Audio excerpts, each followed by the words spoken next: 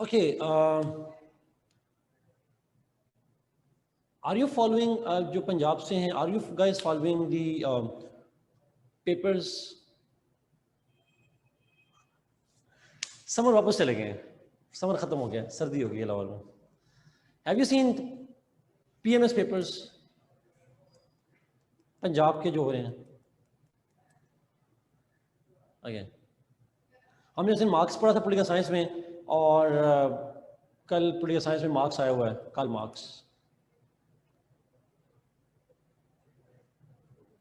Yes, अभी और भी पढ़ेंगे. That's true, that's true. Anyway, let's move जी. आज हम करंट अफेयर्स पे वापस आते हैं.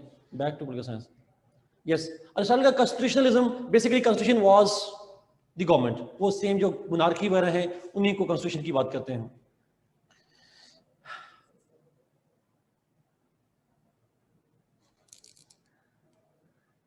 अल्लाह करे. ओके जी, वापस करंट अफेयर्स के बच्चे हैं. करंट अफेयर्स पे चलते हैं वापस. हमने आज बेसिकली दो ऑर्गेनाइजेशंस को डिस्कस करना है. We have to talk about two organisations. हमने ऑर्गेनाइजेशंस नहीं की ना? We didn't discuss organisations. Okay, right.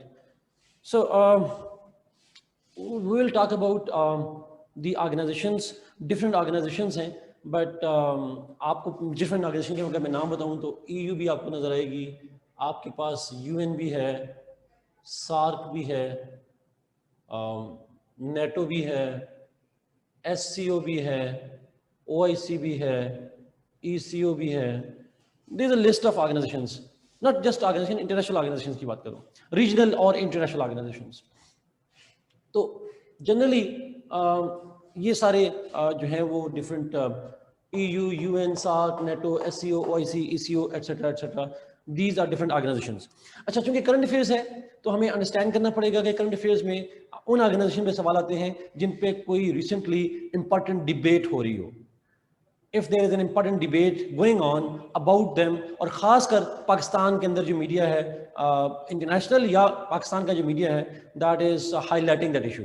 तो ऑब्वियसली इनमें से अगर आप देखें तो OIC is very very highlighted in recent times. और वो क्यों हाईलाइटेड है, why it's highlighted?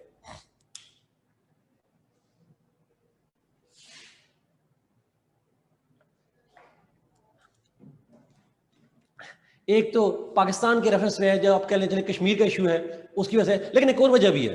There is another reason too, Kashmir के अलावा, पाकिस्तान के अलावा.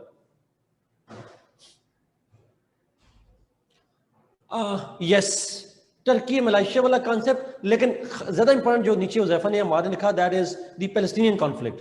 आई वुड रादर कॉल इट कि जो पैलेस्टीनियन कॉन्फ्लिक्ट है और उसके अंदर जो OIC का इंडिफरेंस है, उसी की वजह से, because of the Palestinian conflict, there is a talk of Malaysia Turkey block. उसी वजह से बात की जा रही है ना. Is there any other state that is opposing? तो ये कोरिलेशन दोनों का बन जाता है, दोनों पॉइंट्स का. So Palestine is another reason why there is a question on the relevance of the OIC, and there's a talk of creating a new bloc of the Muslim states, जो कि mythical है, realistic नहीं है, but still there's a talk on that too. तो OIC की debate आजकल बहुत highlighted है throughout this year, and we can expect a question on this one. Is there any specific development on ECO? कोई खास development हुई हो ECO में? स्पेसिफिक पढ़ेंगे. मैं इसलिए कर रहा हूं कि स्पेसिफिक क्यों चूज करें. I am giving you the criteria why I am choosing selective. इसमें तो कोई डेवलपमेंट है नहीं, तो करंट अफेयर्स में आ नहीं सकता. SCO, any major development in SCO? कोई पिछले 1-2 सालों में मेजर डेवलपमेंट हुई हो SCO में? And what is that?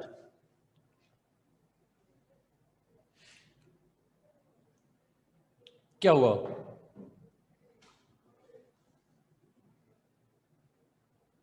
कोई फ्री ट्रेड एग्रीमेंट, कोई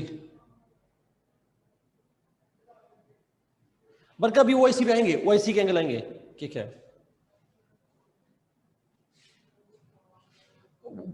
आ रहे हैं, UN पे आ रहे हैं. पहले स्टेप बाय स्टेप. SCO पे बताए ना कोई डेवलपमेंट हुई हो major, any major development? Or war meetings related to SCO? SCO does not have a consensus on OBOR. SCO में OBOR में consensus है ही नहीं. OBOR SCO में है India. Does India support OBOR? नहीं, आप पढ़िएगा, आज की न्यूज़ पढ़िएगा इंडिया टुडे की, टुडेज इंडिया टुडे पढ़ें आप, तो आप उसमें एक न्यूज़ पढ़ेंगे कि वहाँ पे जो इंडियन डिफेंस मिनिस्टर्स हैं, पाकिस्तानी जो एससीओ के डिफेंस मिनिस्टर्स हैं, they are meeting in Moscow, probably अगले 2-3 दिनों में उनकी मुलाकात होगी वहाँ पे जाके। सो आप उसके अंदर देखेंगे कोई सिग्निफिकेंट टर्न अराउंड नहीं होगा डिफेंस मिनिस्टर्स की मीटिंग में, उधर से राजनाथ साहब जाएंगे, इधर से परवेज खटक साहब जाएंगे, कितना अच्छा कॉम्बिनेशन बनेगा। So there will be no specific development as such, कोई मेजर डेवलपमेंट होनी नहीं है वहाँ पे जाके। सो एससीओ इंपॉर्टेंट जरूर है, बट मेजर डेवलपमेंट कोई हो नहीं रही है इसके ऊपर। Is there any major development on NATO? None. NATO खैर वैसे ही रिलेट नहीं हो रही, कोर्स में भी नहीं है। आईआर वालों के लिए इंपॉर्टेंट है नेटो, आईआर वालों के लिए बड़ा इंपॉर्टेंट है, बट जो करंट अफेयर्स उसके लिए रेलेवेंट नहीं है।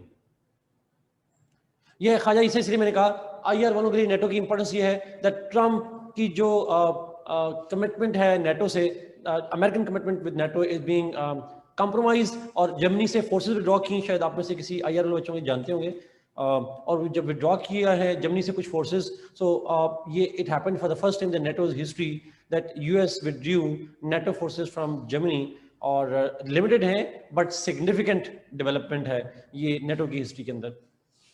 ऐसा ही किया था रिचर्ड निक्सन ने वे बैक इन 19 जॉनसन ने किया था या निक्सन ने किया था, मैं हमें निक्सन डॉक्ट्रिन है या जॉनसन डॉक्ट्रिन है, मैं हमें निक्सन डॉक्ट्रिन थी, बट 1970s में भी उन्होंने विड्रॉ की थी, फोर्सेस कम की थी, एंटी कम्युनिस्ट फोर्सेस, बट उसके बाद पहली दफा हुआ that US had reduce forces. तो ये एक आईआर के कॉन्टेक्स्ट में डेवलपमेंट बनती है, American unilateralism and all that. SAARC पे is there any major development on SAARC?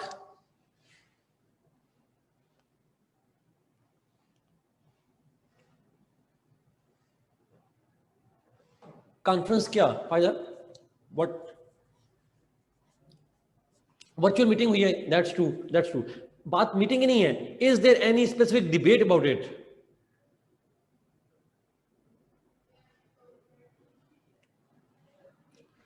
अच्छा चले मैं आपको एक हिंट देता हूं। Did I talk to you about the idea of BIMSTEC? So इसके अंदर जो डिबेट है सार के अंदर, I would add it because there is a significant debate. मैं आपको I can tell you with surety, in foreign office circles, in Pakistan media, Pakistan media में उतना हाईलाइटेड तो नहीं है, but it is among the policy makers that SARC is being made irrelevant by India. India SAARC को irrelevant बना रहा है, और उसको इररेलेवेंट बना के it is actually trying to have a diplomatic isolation of Pakistan within SAARC. It's एक लफ्ज यूज किया बांग्लादेश के एक स्कॉलर ने, उन्होंने कहा it's a SAARC minus Pakistan, it's a SARC minus Pakistan. That's what India is attempting at, and that's what's happening.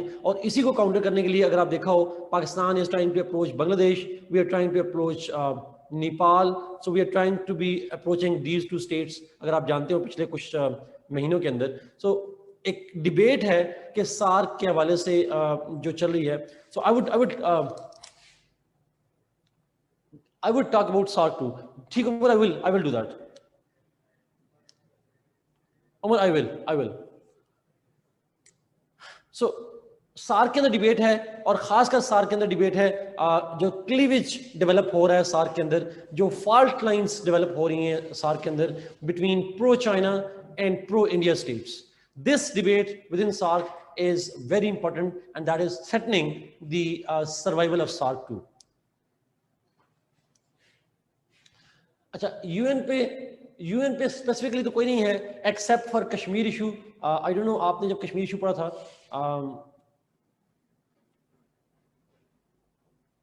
मुझे बताइएगा, मैं आपके सवालों पे आ रहा हूँ, हैदर आपके जो सवाल आ रहे हैं, यूएन के अंदर आपने एक डिबेट खासकर कश्मीर के हवाले से पढ़ी होगी।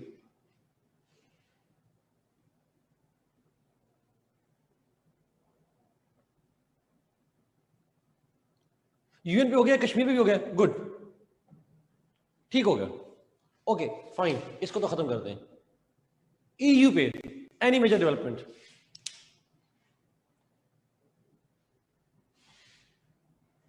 UN, you are done, I am doing it, I'm doing it, you know.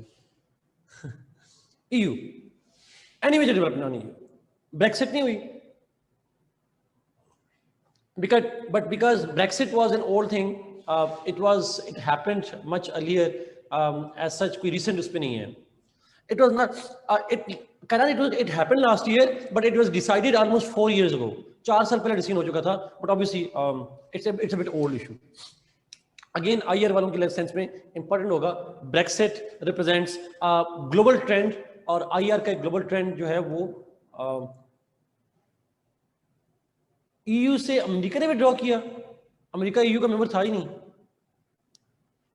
European union है, अमेरिकन नहीं है इसमें. इसके अंदर जो डिबेट है वो ये है दैट दुनिया के अंदर जो पॉपुलिस्ट नेशनलिज्म है, जो पॉपुलिस्ट नेशनलिस्ट मूवमेंट्स हैं, Brexit represents that movement. It symbolizes that populist nationalism and populism या नेशनलिज्म, जो भी आप उसका लफ्ज़ यूज़ कर दें, और इसको हम रिटर्न ऑफ नेशनलिज्म भी लफ्ज़ यूज़ करते हैं IR के अंदर. तो उस डिबेट में ये इंपॉर्टेंट बन जाएगा, बाकी करंट अफेयर्स के सेंस में कोई नहीं है. So we will be primarily talking about SAARC and OIC. Somebody said कि जी I should give an overview of other organisation too, जैसे ECO है, लेकिन ECO तो नहीं, SCO ज़्यादा इंपॉर्टेंट है, NATO और EU. I would try to give a brief overview, 5-5 minute का सबके ऊपर ओवरव्यू भी दे दूंगा, बट हमारा क्वेश्चन जो करंट अफेयर में एक्सपेक्टेड है वो SAARC और OIC से है. एक दूसरा सवाल आया था, और वो सवाल ये आया था, आप में से किसी ने पूछा था वहाँ पे कि अगर पाकिस्तान अफेयर में आ जाए तो पाकिस्तान से कैसे रिलेट करेंगे. सो देखिए, मैंने इसीलिए दो ऑर्गेनाइजेशन ये चूज की हैं, SAARC और OIC, कि अगर इन पे सवाल पाकिस्तान से रिलेटेड आए या जनरली आए तो आई वुड टेल यू कि हम ओवरऑल डिबेट तो एक ही पढ़ेंगे, but how can you relate that debate with Pakistan, वो पाकिस्तान से कैसे रिलेट कर सकते हैं, we will talk about that as well. उसी एंगल में हम बात भी करेंगे, जनरली भी देखेंगे और पाकिस्तान के एंगल में भी देखेंगे. यहाँ पे तो पाकिस्तान फिर में भी आ सकती हैं ऑर्गेनाइजेशन, दैट्स ट्रू. अगर नोट आता है तो नोट का मतलब होता है सिर्फ पाकिस्तान स्पेसिफिक नहीं होगा, you will have to discuss generally, आपको जनरली डिस्कस करनी पड़ेगी इसके अंदर. जरा इज इट क्लियर जी? प्लीज अगर कोई क्वेश्चन रह गया है इस हवाले से तो पूछे, फिर मैं चलता हूं. जी, मैं फायदा पूछा, UN के हमने आर्गन्स पढ़े, फंक्शंस पढ़े हैं, पावर्स करंट अफेयर में इसी डोमेन में क्वेश्चन आएगा करंट अफेयर में. सक्सेस और नहीं, फायदा एग्जैक्टली करंटली मैक्सिमम आएगा तो सक्सेस और फेलियर्स आएगा, लेकिन खासकर कश्मीर के हवाले से UN का जो रोल है उस एंगल में अलग से क्वेश्चन करंट अफेयर में आ सकता है. Yes, Barka, Brexit was decided in 2016. Baki organization भी, Asad, what does it mean by Baki organization भी? I mean, SCO is very important, asked in past papers. Yes, Saeed, SCO दो papers में नहीं, एक दफा पूछा गया था, 2017 में पूछा गया था सवाल. If I'm not wrong, 17 था या 18 था, किसी एक साल सवाल पूछा गया, और वो इसलिए पूछा गया था, मेरे 18 में था, I guess. इसलिए because 2018 में पूछा गया, because SCO में Pakistan and India joined SCO in 2017, June 2017. When we joined it, तो उस पर सवाल उस एंगल में आया था कि पाकिस्तान ने शामिल हुआ है तो क्या इंपैक्ट आ सकते हैं. अब डिटेल में किस एंगल में पढ़ेंगे सईद? अब SCO का डिटेल में एंगल नहीं बनता, इसको कहा जाता था काउंटर वेट टू नेटो, लेकिन जो US की इंडो पैसिफिक पॉलिसी है उसने इसको डिवाइड कर दिया हुआ है, इसलिए इसमें बहुत डिटेल में एंगल करंट डेवलपमेंट है नहीं, इसलिए डायरेक्ट बनता नहीं है. हाँ, हाइपोथेटिकल बन जाएगा कि जी US इंडो पैसिफिक पॉलिसी के नतीजे में क्या इंपैक्ट आ सकते हैं, लेकिन मैं शॉर्ट्स ओवरव्यू दूंगा, डिटेल से मेरे ख्याल में कोई एंगल है नहीं जिसमें मैं बात करूं. लेकिन अगर आप लोग कहेंगे तो आई विल डू दैट, कर लेंगे, कोई इशू नहीं.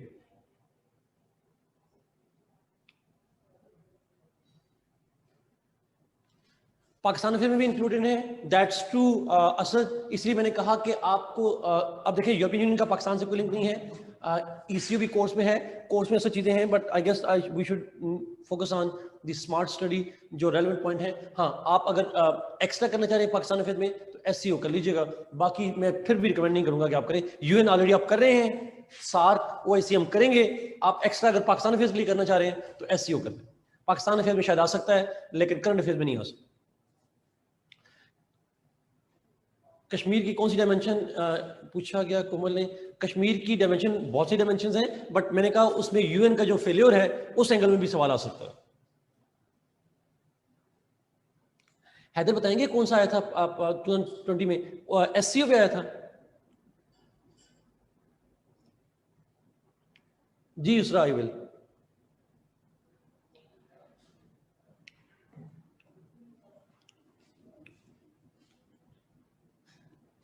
चलें जी, let's start.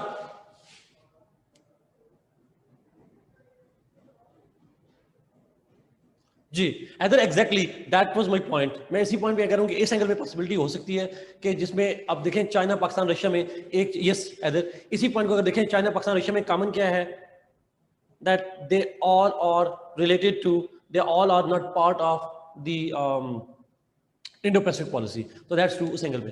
Let's start with SAARC, OIC करते हैं, फिर SCO करेंगे। ये तीन हम SCO को भी थोड़ा डिटेल से कर लेंगे, but let's begin with SAARC and OIC. OIC, SAARC से स्टार्ट करें, OIC से स्टार्ट करें, जहां से आप कहेंगे OIC से करें। ओके जी, OIC major votes, OIC major votes OIC से आते हैं। ओके, OIC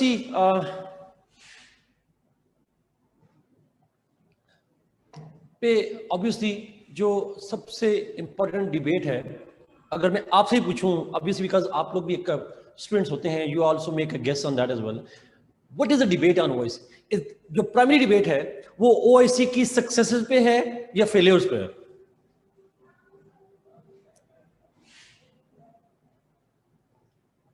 बाकी जितनी चीजें हैं, मलेशिया का टर्की का ब्लॉक का बनना, कश्मीर पे OIC के रोल की बात करना, चाहे आप किसी एंगल में भी देख लें, तो बुनियादी तौर पर जो डिस्कशन है that is how OIC has created hopelessness. कैसे उसने होपलेसनेस क्रिएट की है ऑफ द उम्मा's यूनिटी बदर एग्जैक्टली। तो apparently it should have been a sign of hope, but what it actually is doing is, मैं एक्चुअली सी मिसाल देता हूँ आते हुए। मैं लेक्चर था तो मैं सुबह आने से पहले मैंने कहा मैं जो OIC की वेबसाइट देखता हूँ, आप OIC की जाके वेबसाइट देखिएगा, अभी जाकर आप OIC की वेबसाइट भी देखिएगा, उस पर टॉप फ्लैश में चल रहा था OIC roll on empowering marriages. Marriages को एम्पावर कैसे करना है, OIC ये डिबेट कर रही है। ये हेडिंग बताती है कि OIC की प्रायोरिटीज क्या हैं। Can you imagine? This just gives you an idea कि ये उसकी प्रेफरेंसेस हैं और ये उसका फोकस है। तो ये एक डिबेट ब्रॉडली यही है दैट OIC के फेलियर है। अब ये तो हमें पता है कि चूंकि जो भी डिबेट होगी वो जो भी डिबेट होगी, that debate is related to the fall of OIC, failure of OIC, और उसी से रिलेटेड क्वेश्चन आ सकता है। ये एक तो पहले, it's not about shadi, it's empowering marriage, it's not making marriages, it's empowering marriages. Empowering marriages is something different ji please. Empowering marriages उनके लिए है जिनकी ऑलरेडी शादियां हुई होती हैं, so that's a different thing. जी खाजा इससे अभी चलेंगे, मैं सिर्फ आपको आइडिया बता रहा हूँ। Yes, I will be going to that history as well. मैं सिर्फ बेसिक पॉइंट जो बात कर रहा हूँ वो ये है दैट जो OIC के अंदर डिबेट है वो फेलियर के सेंस में आएगी। अच्छा, उसको फिर दो तरह से फेलियर लिंक कर सकता है। There can be two ways in which the failure angle can come in exams.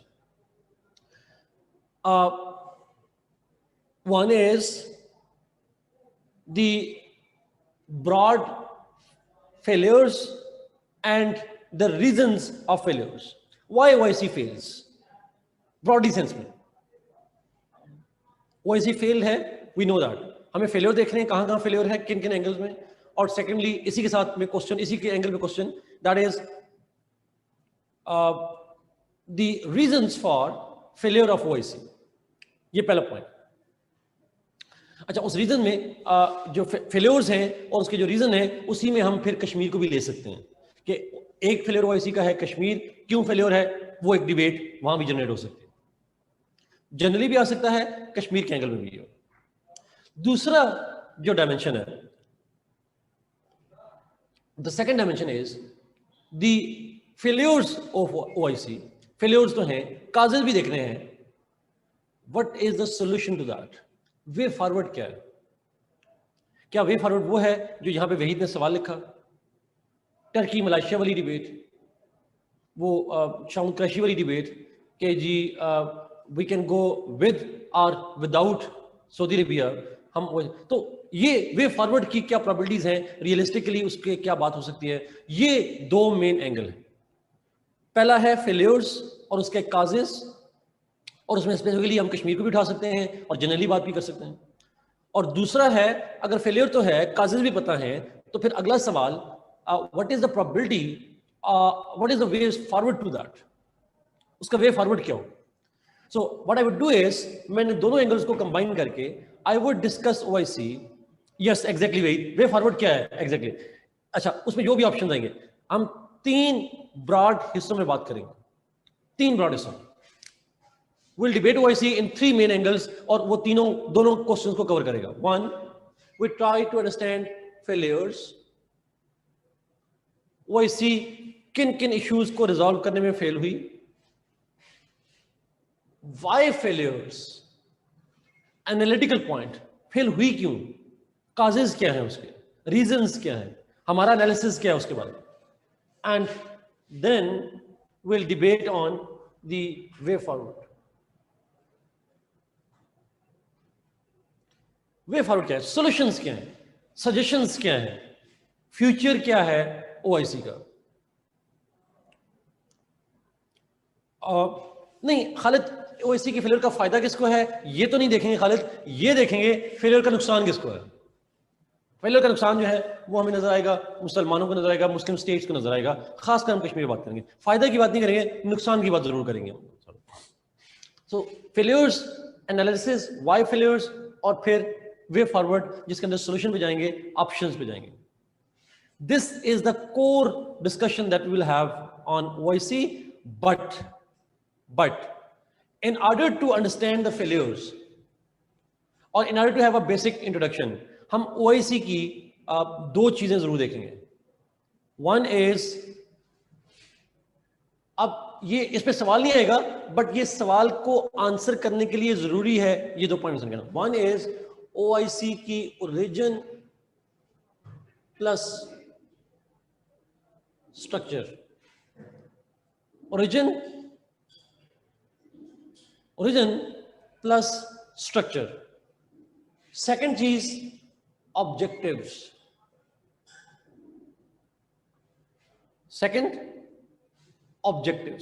हम ये 2 चीजें देखेंगे as a part of the introduction. बनी कब, किस तरह से बनी थी, बेसिक स्ट्रक्चर क्या है, और साथ में किस मकसद के लिए बनी थी, ऑब्जेक्टिव्स क्या थे. लेकिन मेन डिबेट ये होगी. बट अब मैं इनको इससे लिंक करता हूं थोड़ी सी. देखें, इस मार्कर को लिखने के लिए बनाया गया था. The objective of manufacturing this marker was to write. If it is not writing we can call its failure.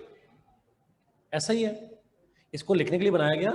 अब ये लिख ना पाए तो ये इसका फेलियर है, इट इज यूजलेस. लेकिन इस मार्कर को पेंट करने के लिए नहीं बनाया गया. मार्कर को पेंट करने के लिए नहीं बनाया गया. अगर मैं इसे पेंट करूं और ये पेंट ना कर सके, should I call its failure?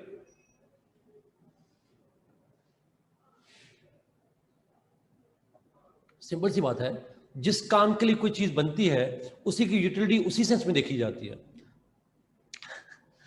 Capital है. अच्छा, now coming back to this point, हम अगर ओआईसी से ये एक्सपेक्ट करें कि वो कश्मीर की खातिर वार कर दे, will it be sensible? It will not be sensible. हमें अगर कश्मीर ओआईसी के फेलियर्स देखने हैं, can we understand the failures without knowing what are its objectives? Obviously not. अच्छा, ये फार्मूला आप दुनिया भर में हर एनालिसिस में अप्लाई करें. मिसाल देता हूं छोटी सी. अब मैं ये आइडिया कहां से लिया? आई टुक दिस आइडिया फ्रॉम, आपने शायद एक नाम, बंदे का नाम सुना, मिडिल ईस्ट एक्सपर्ट है, मैंने उनसे ये लिया था. उन्होंने लेबनान वार को एनालाइज करते हुए ये जुमला बोला था, and I still remember that. मिसाल के तौर पर आपसे पूछे पाकिस्तान की कश्मीर इंसर्जेंसी, इट फेल्ड. और अक्सर लोग कहते हैं ना, हमारी मिलिटेंसी का हमें क्या फायदा हुआ, अफगान जहाद का कहते हैं क्या फायदा हुआ, नुकसान हुआ, we failed, we lost it. हम ये अक्सर जुमला बोलते हैं. तो आप देखना ये पड़ता है आपने शुरू क्यों किया था. What was the objective? Have you achieved that objective? क्या हमने कश्मीर मिलिटेंसी इसलिए शुरू करवाई थी कि इंडिया को शिकस्त दे देंगे? नहीं की थी इसलिए. Objective will define the success and failure, nothing else. Simple सी बात है. आप जब भी सक्सेस और फेलियर को जज करेंगे, आप बेस्ड ऑन ऑब्जेक्टिव्स की करेंगे. So if you achieve your objectives, you are successful. If you have not, you failed. That's a simple criteria to judge. आप क्या तवक्को रखते हैं इससे कोई फर्क नहीं पड़ता. ऑर्गेनाइजेशन ने खुद अपने ऑब्जेक्टिव्स क्या सेट किए हैं ये मैटर करता है. आप ओआईसी से जो मर्जी एक्सपेक्टेशन रख लें, लेकिन मैटर ये करेगा कि ओआईसी ने खुद अपने बारे में कहा क्या है. What are its objectives. Therefore I strongly advise students कि आप फेलियर्स को देखना चाहते हैं, रीड, रट्टा लगाएं, याद करें, जो मर्जी करें, read its objectives. Read its objectives, focus करें ऑब्जेक्टिव के ऊपर, पॉइंट बाय पॉइंट सारे ऑब्जेक्टिव्स पढ़ें और पॉइंट बाय पॉइंट उठाएं. क्या ये सारे ऑब्जेक्टिव्स ओआईसी ने अचीव किए हैं? जो आपकी ख्वाहिश है, हम एनालिसिस करते हैं अपनी ख्वाहिश पे, लेकिन कश्मीर का मसला हल नहीं किया, फिलिस्तीन का हल नहीं किया. क्या ओआईसी का काम था ये सॉल्व करना? क्या काम था ओआईसी का इनके बारे में? We need to understand that objective. हमारी ख्वाहिश है, it OIC was not established for all the problems of the Muslims. It was established for specific purposes. Let's understand those objectives, and on the basis of those objectives, we would analyze, we will see the failures, and then we will see, despite stated objectives, why it failed to achieve these objectives. फिर हम analysis करेंगे, and that analysis will be more realistic than what we see. हमारे यहाँ जो social media पे कश्मीर पे analysis OIC का किया जाता है, या पोस्टमार्टम हम करते हैं, सार्क का या बाकियों का करते हैं, वो हमारी ख्वाहिश होती है, वो ऑर्गेनाइजेशन उस मकसद के लिए बनी नहीं होती. So let's begin with the OIC origin. Basic introductory point पे जाते हैं, इन पॉइंट्स को देखते हैं, फिर हम जाएंगे फेलियर्स पे. इसी की बेस पे हम फेलियर्स ठंडे एग्जैक्टली फेलियर्स को देंगे. तो हम इसको कहते हैं realistic analysis. Realistic analysis is always needed जी. और वो रियलिस्टिक तब होगा जब आप उसके, तो आपने क्या करना है, after this class you will go into the website of the OIC, और ओआईसी की वेबसाइट पे जाके आपने बाकी कुछ नहीं पढ़ना. You need to read its objectives. कोई भी ऑर्गेनाइजेशन को पढ़ेंगे, यूएन को पढ़ेंगे, बाकी को पढ़ेंगे, उसके ऑब्जेक्टिव्स पढ़ें. आप यूएन के फेलियर्स देखना चाह रहे हैं, यूएन के ऑब्जेक्टिव्स पढ़ें. ईयू के ऑब्जेक्टिव्स देखना चाह रहे हैं फेलियर्स, उसके ऑब्जेक्टिव्स पढ़ें. मिशन ऑब्जेक्टिव्स वो आपने पढ़ के फिर डिटरमिन करना है कि उसका फेलियर्स क्या है. Let's begin with here. मैं ब्रीफ से इंट्रोडक्शन दूंगा ओआईसी का. ओआईसी से बनता क्या है? What does OIC stand for? OIC stands for organisation of Islamic Cooperation. Initially, it was Organization of Islamic Conferences, लेकिन later on it transformed into Organization of Islamic Cooperation, OIC. अब अक्सर बच्चों में बेसिक गलती यहाँ से हो जाती है, Organization of Islamic Corporation. तो it's not a corporation, it's cooperation. ठीक है, corporation और चीज होती है. बनी थी 1969 में. It was formed in 1969. Yes, there are 57 states presently, out of which 53 are Muslim majority, remaining are not. अच्छा, अब ये OIC की जो बनना है,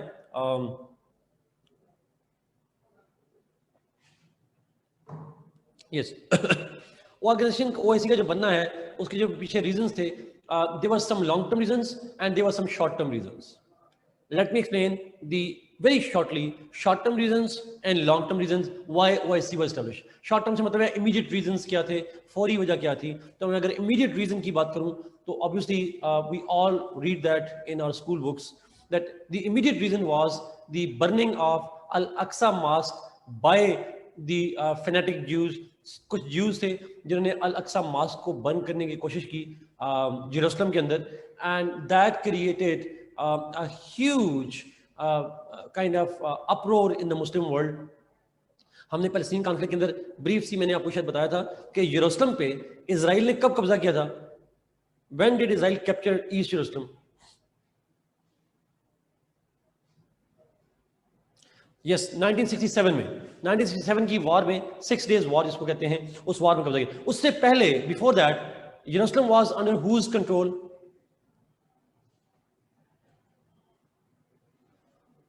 Jordan, Palestine के पास था नहीं, Jordan के पास था. So Jordan had control on that territory before that. So point ये है यहाँ पे that उस जब इजराइल ने कब्जा किया, Jews got control on that, तो automatically they tried to burn down, government नहीं, but some of the fanatic Jews, they tried to burn down the Al-Aqsa Mosque, and that is the point when Muslim states feared that Israel is bent to destroy the second holiest place for the Muslims. ऐसा ही है ना? It's the second holiest place for Muslims. Am I right? Third? वही ने कहा third. चलिए आप इस समयात से कंफर्म कर लीजिएगा जी सेकंड है या थर्ड है, but it's among the holiest places. मैं कमेंट नहीं करूंगा इस पे ऊपर, डर लगता है, सो आप उसको देख लीजिएगा. Anyway, coming back to the point, but it's among the holiest of the places for the Muslims. Now point यहां पे ये है कि अच्छा अब इशू तो बन गया, लेकिन मसला सिर्फ ये है कि उसमें ओआईसी बनाने की जरूरत थी. Why there was need of OIC? इसका लिंक क्या है? बड़ा इंपॉर्टेंट पॉइंट बता रहा हूं. अब इस इमीडिएट रीजन जिसकी वजह से फिर एक मीटिंग बुलाई गई, इमरजेंसी समिट बुलाया गया कि जी ये अटेम्प्ट हुआ है अल-अक्सा मॉस्क को बंद करने का, तो let's have OIC summit. Saudi Arabia ने और कुछ अरब स्टेट्स ने कॉल दी that let's all Muslim states get united, because तमाम मुसलमानों का मसला है, लेट्स गेट यूनाइटेड. तो फिर एक समिट हुआ, इमरजेंसी समिट हुआ, और फिर 1969 के अंदर, और उस समिट में बात ये की गई कि हम अल-अक्सा मॉस्क की वजह से तो इकट्ठे हुए हैं, but let's enter into a broader organisation, let's establish a broader organisation of the Muslim states, और फिर एक मुस्लिम यूनिटी की ऑर्गेनाइजेशन बनानी चाहिए. That was the idea. तो इमीडिएट रीजन बनी अल-अक्सा मॉस्क की बर्निंग. लेकिन इसी से लिंक करेगा ब्रॉडर रीजन क्या था. ब्रॉडर रीजन पे मैं अब जाना चाहूंगा. शॉर्ट बात करूं, ज्यादा डिटेल से बात नहीं करना चाह रहा उस पर. अच्छा हुआ ये था कि शायद मैंने आपको बताया था, कोई मुझे बताएगा अरब लीग कब बनी थी? When the organisation of Arab states was established?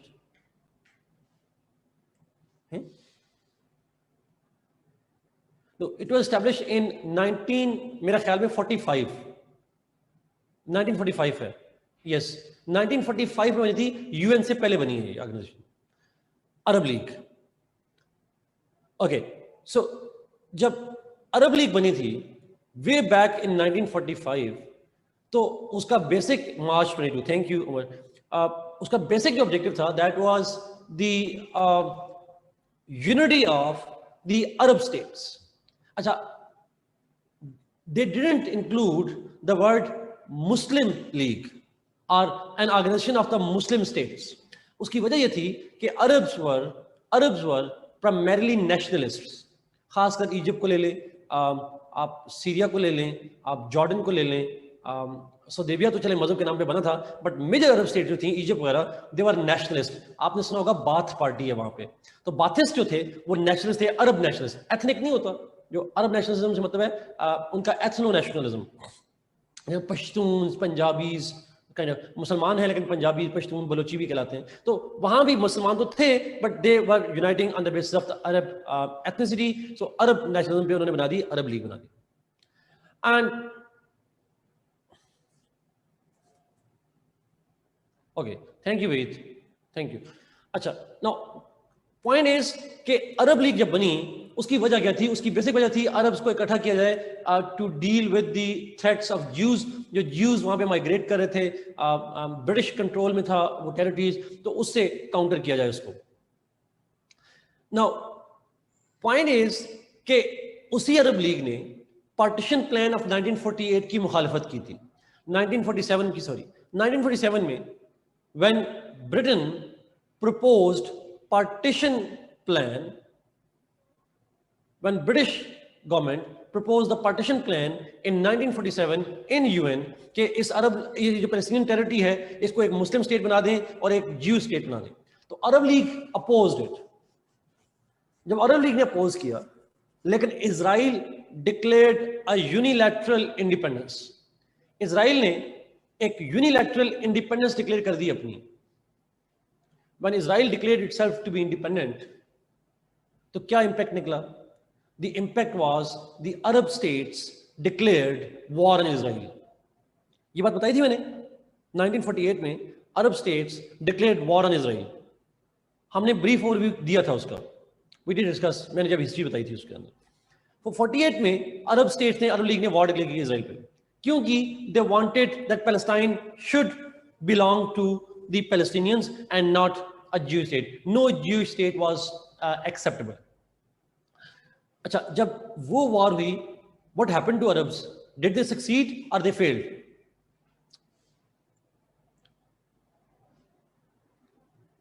अच्छा, आपसे एक सवाल है, कभी इस वार के बारे में थोड़ा सा पढ़िएगा. Did those Arab states invited the broader Muslim communities? कि आप भी आए हमारे साथ लड़ें? Pakistan was one example. Indonesia तो बना नहीं था, मलेशिया का I'm not so sure, but there were non-Arab Muslim states too. लेकिन none of them was invited at that time. The Arabs only fought the war. वो मुस्लिम इशू नहीं था, that was not a Muslim issue, that was an Arab issue. वो अरब issue था.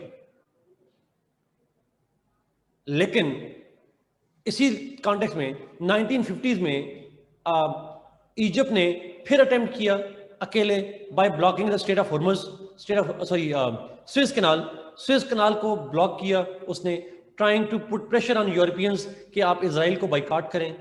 But it backfired. Israel ने, Britain ने, France ने जो हमला कर दिया इजिप्ट के ऊपर. Egypt also failed in 1956 Suez war, जो स्विस क्राइसिस कहते हैं या स्विस वॉर कहते हैं. So Egypt again failed. फिर 1964 में मैंने आपको बताया था that Arab League established a Palestinian organization. क्या नाम था उसका? अरब लीग ने कौन सी ऑर्गेनाइजेशन बनाई थी? It was PLO. Exactly. Palestinian Liberation Organization. 1964 में मोरक्को में सेशन हुआ और उन्होंने कहा जी हम पैलेस्टीनियन पे मिलिटेंट ऑर्गेनाइजेशन बनाएंगे. पैलेस्टीनियंस अगेन क्या थे? अरब्स हैं. They are the Arab ones. 1967 में Arab League, and not all of it, but most of Arab states, Jordan, Egypt, etc., they launched another war against Israel. When they launched another war against Israel, Arab states, did they succeed? They failed again. बजाय कब्जा करने के अपनी territories loose करी जा रहे थे. अब ये सारी हिस्ट्री बताने का मकसद क्या है? एक जुमला बताना था, और जुमला ये था, OIC was established when Arabs failed to counter the Israelis. When Arab states failed multiple times to deal with the Israeli question, Israeli problem, they said, it's not just our issue, let's involve the broader Muslim states.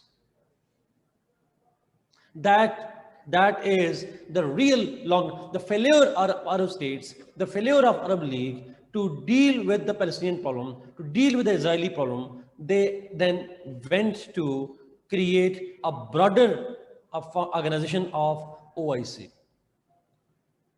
अगर उन्हें मुसलमानों का इतना ख्याल होता तो पहले अरब league ना बनाते. They should have established an organization of the Muslim state. They didn't, because they knew that they think that the Arab League is enough. That's the only symbol and that's the only thing that could unite them. But they realized that Arabs can't succeed, then they broadly involved the Muslim states or Pakistan or बाकी जो Muslim states थी, Indonesia, Malaysia वगैरह, they all got part of the OIC because of it. So ये एक broad perspective था. Failure of Arab League to resolve Palestinian conflict was the reason why it was established. Iran is a part of OIC. Exactly, Barka. So failure of Arabs and the need for including other Muslim states, that was the mainly reason. True. Is it clear? So analytical point there, but I guess that makes sense as well. Okay, let's now move थोड़ा सा structure पे बात करते हैं. OIC का structure क्या है? आप उसको पढ़ने की जरूरत नहीं है वैसे by the way. OIC structure से मतलब है organization का structure क्या है? क्योंकि organization है.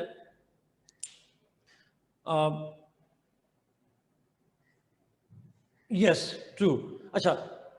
Now point is, जब आप देखते हैं differently उसका structure को देखते हैं तो highest जो forum है that is called summit.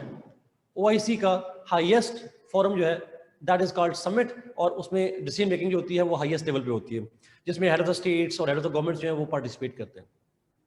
Prime ministers, president और मुसलमान हैं तो बादशाह भी बीच में ऐड कर दें. बादशाह हो गए, प्रेसिडेंट्स हो गए, जो भी होंगे वो उनकी हेड ऑफ द स्टेट्स या हेड ऑफ द गवर्नमेंट जो भी होते हैं उनकी मीटिंग जो होती है उसको हम समिट कहते हैं. समिट का लफ्ज़ी मतलब होता है असद पीक, पहाड़ की चोटी को हम कहते हैं बेसिकली समिट. तो जब हम इसको ऑर्गेनाइजेशन में यूज करते हैं समिट कहते हैं meeting of the top heads of states. मुल्कों के हाईएस्ट डिसीजन मेकिंग जो होता है उसको हम कहते हैं समिट. वो चाहे सार्क का हो, चाहे वो OIC का हो, चाहे वो G7 का हो, चाहे वो EU का हो, चाहे वो ASEAन का हो, किसी भी ऑर्गेनाइजेशन की जब टॉप डिसीजन मेकिंग लोग मिलते हैं उसको हम समिट कहते हैं। Is it clear?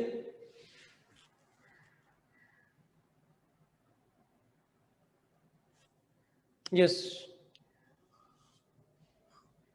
नो,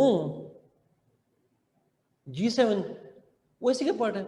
नहीं, G7 तो G8 था ना, अब G7 हो गया, रशिया को निकाल दिया। ये तो टॉप 7 इकोनॉमीज हैं।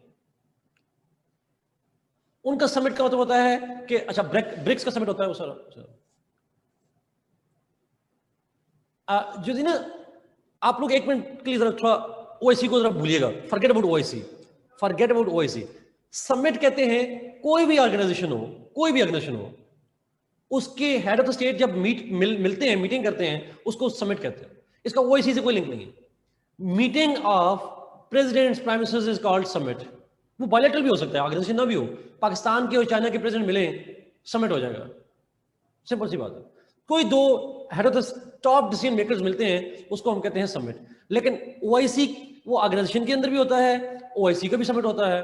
OIC के अंदर भी एक प्रोविजन है कि जी हाईएस्ट डिसीजन मेकिंग जो होगी वो समिट मीटिंग में होगी। समिट से मतलब होता है कि हेड ऑफ द स्टेट्स मिलेंगे और वो डिसाइड करेंगे। सो OIC का हाईएस्ट डिसीजन मेकिंग जो फोरम है वो कहलाता है समिट मीटिंग्स। समिट मीटिंग से मतलब है जब उनके हेड ऑफ द गवर्नमेंट्स और हेड ऑफ द स्टेट्स मिलते हैं तो वो डिसीजन मेजर लेते हैं। अच्छा, देन अंडर दैट समिट सबसे बड़ा डिसीजन मेकिंग बॉडी तो वही है। You said that's more appropriate. Meetings of presidents, prime ministers, kings under one roof. That's a good idea. Tent में नहीं मिल सकते, याद कीजिए। अच्छा, नीचे the second highest decision making body in OIC is the ministerial council, उसको कहते हैं। ministerial council के अंदर foreign ministers की council होती है, council of foreign ministers। यहां पे इशू है पाकिस्तान का और सऊदी अरबिया का। फॉरेन मिनिस्टर्स की जो काउंसिल है ये सेकंड हाईएस्ट बॉडी है OIC का डिसीजन मेकिंग। पाकिस्तान चाह रहा था फॉरेन मिनिस्टर्स की मीटिंग बुलाएं, emergency meeting of the foreign ministers. वैसे तो होती है साल में एक बार, लेकिन साल में 2 बार, sorry, it has to be according to the OIC charter साल में 2 बार मिलना चाहिए। बट हम चाह रहे थे इसकी एक इमरजेंसी मीटिंग बुलाई जाए ऑन कश्मीर। जी 2 टाइम्स मैंने कहा। तो 2 टाइम जब मीटिंग होती है होनी चाहिए नॉर्मली, हमने कहा नहीं आप स्पेशल मीटिंग बुलाएं कश्मीर पे। यहां में सऊदी अरब ने कहा स्पेशल मीटिंग नहीं बुलाएंगे। अच्छा, उन्होंने कहा इससे नीचे लेवल की मीटिंग बुला लेंगे, इससे ऊपर लेवल की मीटिंग जो है हम नहीं बुलाएंगे। And that is the issue over here.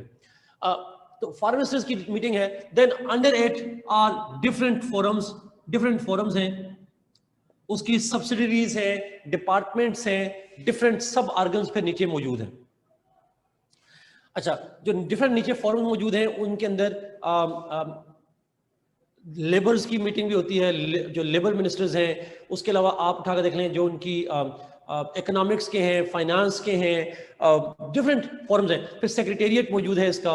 Similarly it also has universities, research institutes, contact groups, special working groups, committees, a lot of sub groups exist under. तो टॉप मोस्ट जो है जिनको मैं हाईलाइट करना चाहता, they are summit and the foreign ministers, and under them there are different committees, different forums, different organs, different departments, different groups जो हैं वो मौजूद हैं। और there is a huge structure of it. अगर आप देखेंगे तो आपकी जो काम स्टैक है वो भी मौजूद है।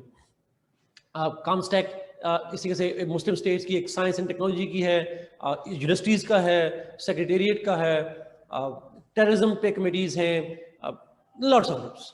But it's a structure. Highest जो है that is summit once in year, foreign ministers twice in year, and subordinate bodies related to different aspects, जो डिफरेंट इश्यूज हैं उनको डील करने के लिए स्पेशलाइज्ड एजेंसीज और डिपार्टमेंट्स मौजूद हैं। ये बेसिक स्ट्रक्चर की बात कर ली। Let's go to its objectives. क्यों बनी थी OIC?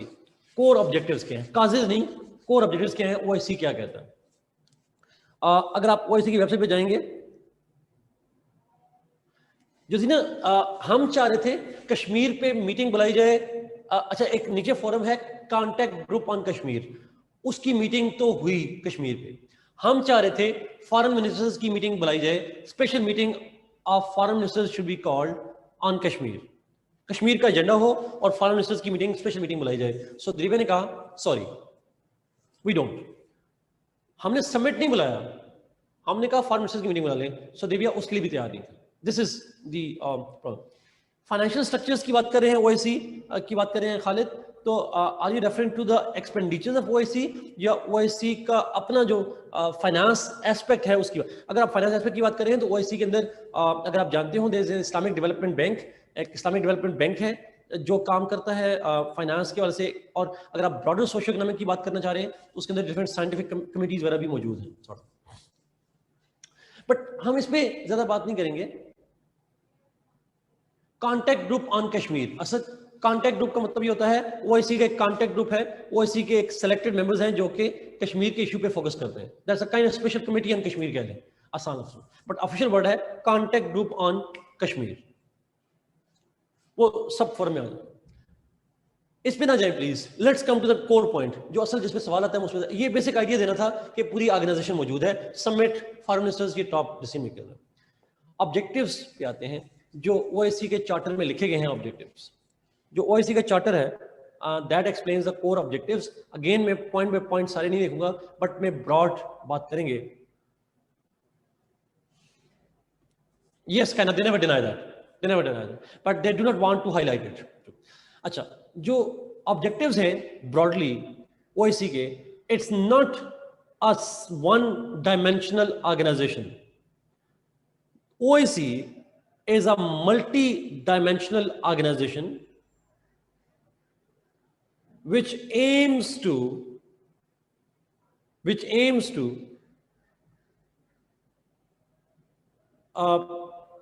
broadly develop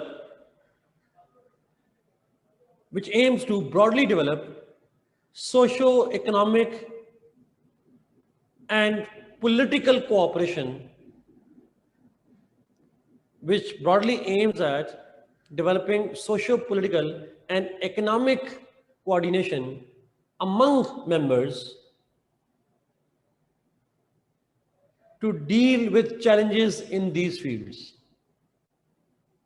Social challenges हैं, economic challenges हैं, political challenges हैं जो member states को हैं, यानी मुस्लिम states को हैं, तो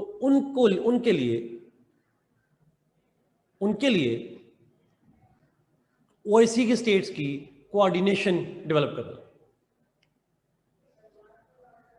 आसान लफ्जों में ओआईसी क्या करती है, मेंबर स्टेट्स के जो मुस्लिम स्टेट्स हैं उनके जो इश्यूज हैं, उनके जो सोशल इश्यूज हैं, इकोनॉमिक इश्यूज हैं, जिनके जो पॉलिटिकल इश्यूज हैं, उसके सोल्यूशन के लिए, उनके इंटरेस्ट को प्रोटेक्ट करने के लिए कोऑर्डिनेशन डेवलप करना among all Muslim states.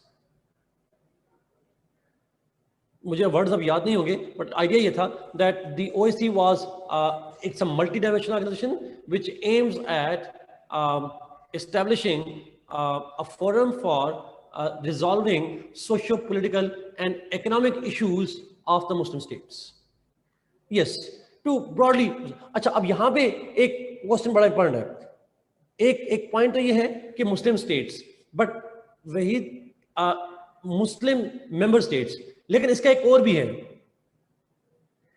The OIC not only works for, जी मैं भी इसी पे आ रहा हूं, the OIC not only works for Muslim states but it also broadly wants to protect and safeguard the interests of the Muslims in general, चाहे वो मेजॉरिटी में है चाहे वो माइनॉरिटी में भी। पर्टिकुलर फोकस है स्टेट्स पे, but it's not the only focus. it also aims at the protection and the safeguard of socio-political economic rights of, or safeguarding their rights across the world।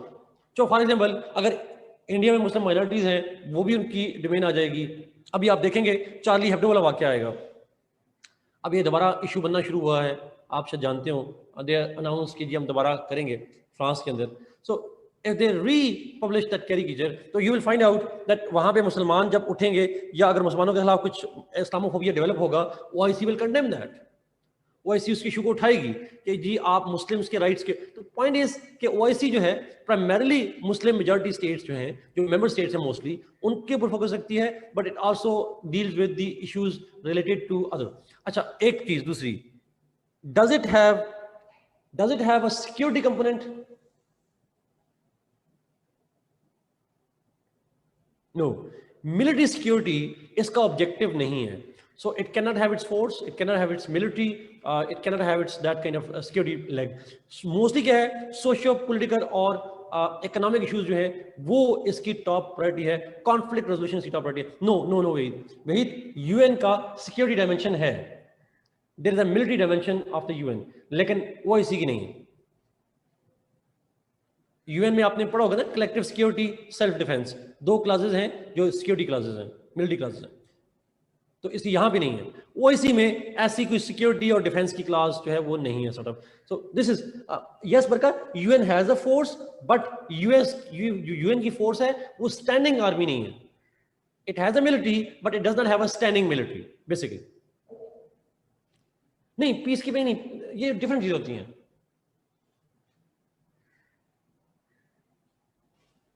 आपको पता है standing army क्या होती है? What is standing army?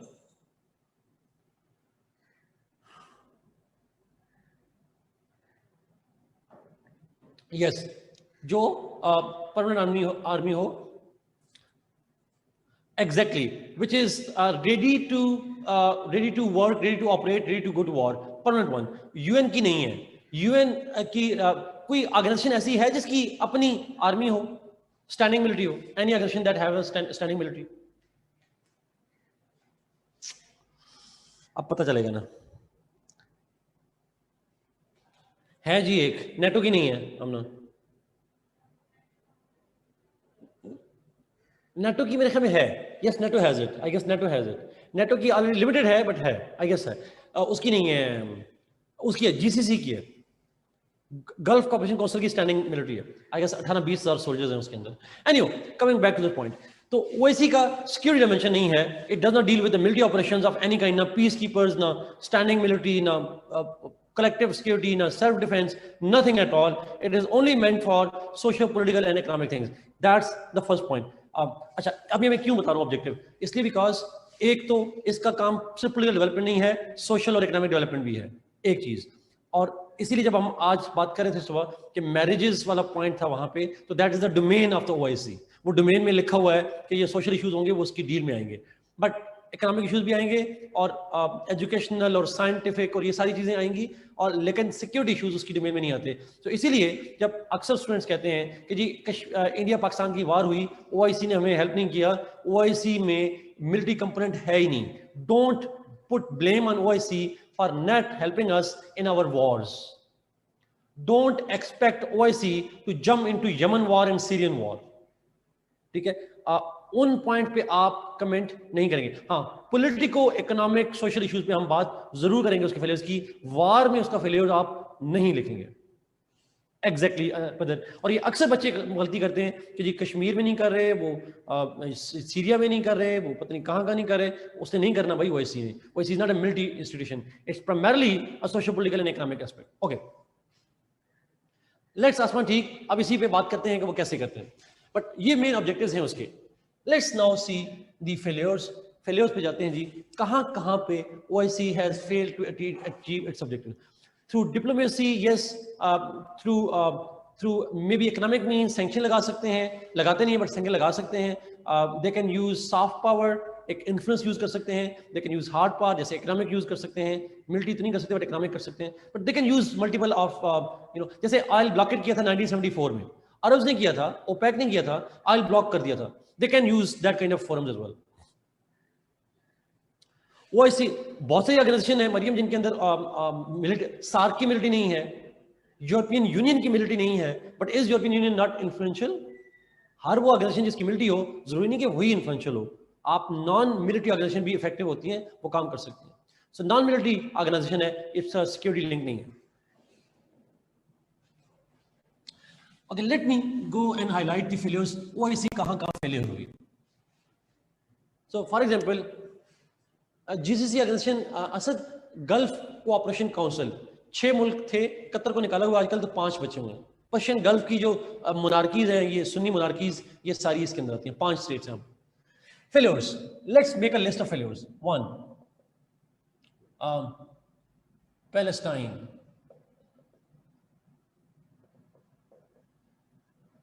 Kashmir,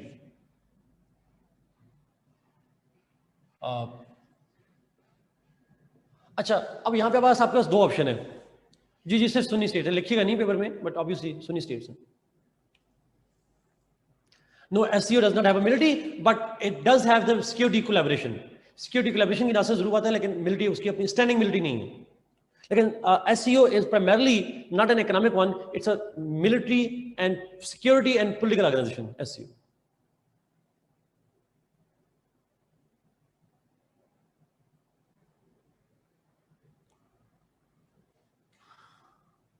Maryam, that's the point, but वो political role के लिए बनी थी, मिलिट्री रोल के लिए नहीं थी.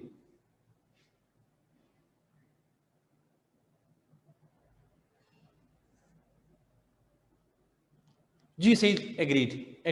मैं भी इसी पॉइंट को एलाबोरेट करूंगा. अच्छा, मैं पहले लिस्ट बना रहा हूं जी इश्यूज की, फिर उनको एलाबोरेट करूंगा. मुझे शॉर्टली एक बात बताइएगा, अगर क्वेश्चन पाकिस्तान अफेयर्स में आएगा तो पुराने इश्यूज को उठाएंगे, अगर नहीं आएगा तो पुराने इश्यूज को नहीं उठाएंगे. जैसे पैलेस्टाइन है, ये पुराना भी है, करंट भी है. कश्मीर पुराना भी है, करंट भी है. But Bosnia, is it a new issue? Is it currently going on? It is not. तो पुराना इशू है. अगर पाकिस्तान अफेयर्स होगा तो इसको लिखेंगे, अगर करंट अफेयर्स होगा तो लिखने की जरूरत नहीं होगी. सच मेंशन कर दीजिएगा, बट डिटेल से नहीं बताना. अच्छा, देन कोसोवो, चेचनिया. अब ये सारे पुराने इश्यूज हैं. रोहिंग्या,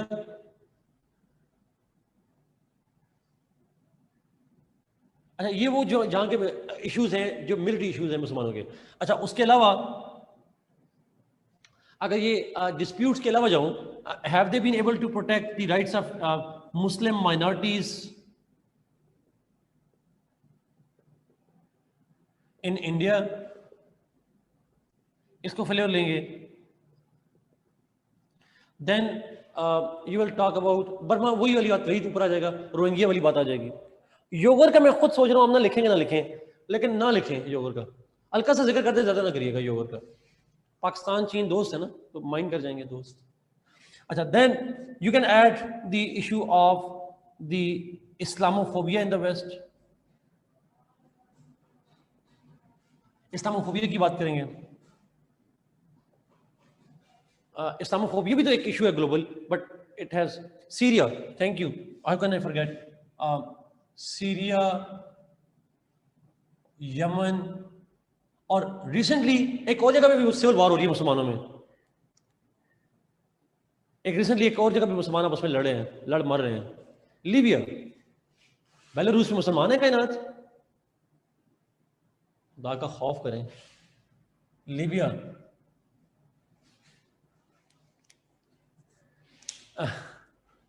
कोई नहीं हो जाती है. लीबिया. अच्छा, और कोई जगह जहां पे मुसलमान आपस में लड़ रहे हो. अच्छा, एक और चीज है सेक्टेरियनिज्म.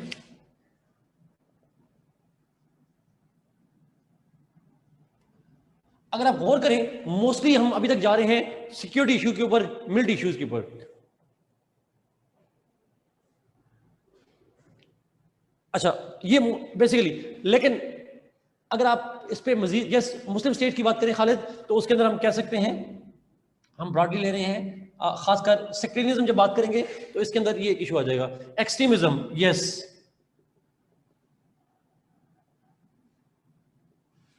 पास में चले जाएंगे. ईरान का इशू तो सेक्टेरियनिज्म में आ जाएगा, इराक का इशू कर सकते हैं through.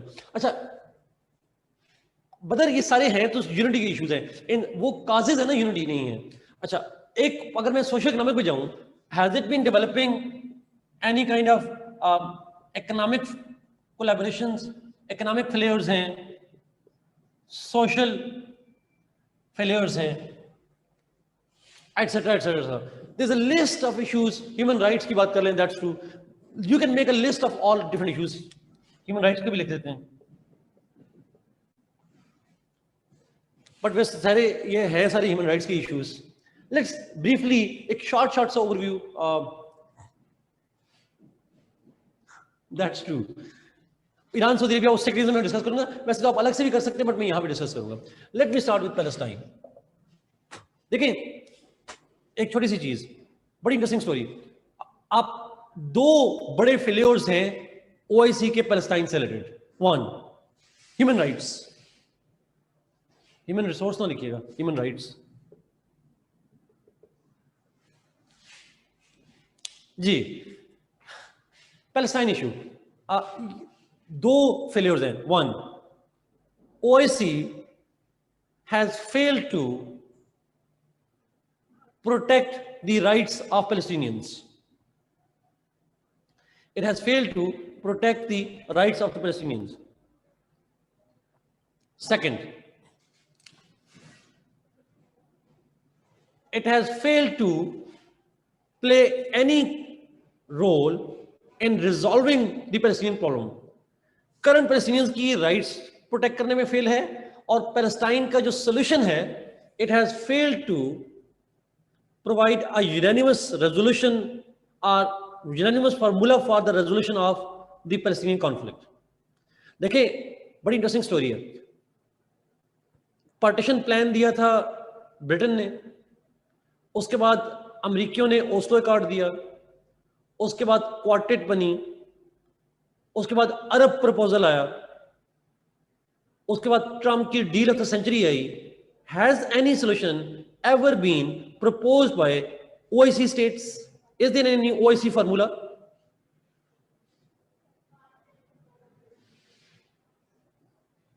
None. And that's the failure of it. ये एक failure है that OIC has been unable to propose any formula for resolving the Palestinian conflict. So that's true, Kainat. Okay, so OIC has failed. अच्छा क्यों fail हुई है? Obviously हम यहां पे जाएंगे, काजेस पे जाएंगे, but it failed simply.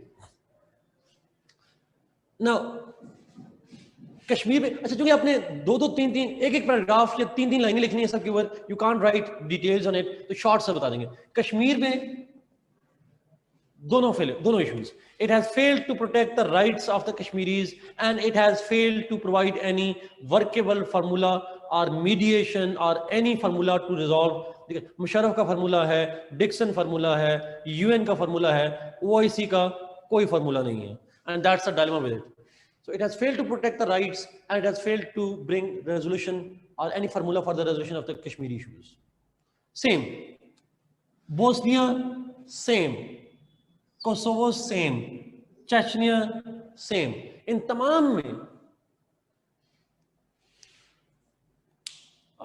कोई बात नहीं. अच्छा, बोस्निया हो, कोसोवो हो, चेचनिया हो, ये तमाम ऐसे issues हैं. These are all issues on which OIC has been unable to protect the rights of the Muslims or provide any formula that could resolve their issues.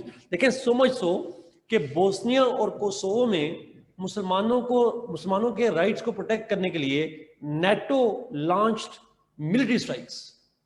NATO ने मिलिट्री स्ट्राइक लॉन्च की, but OIC could not have a unified stance और propose anything for. देखिए खाजा again, आप कुछ भी ना करें, आप एक फार्मूला तो दे सकते हैं कि जी हमारे नजदीक ये हम ओआईसी की मेंबर स्टेट इकट्ठी हुई हैं and we propose this solution. Has this kind of thing even proposed?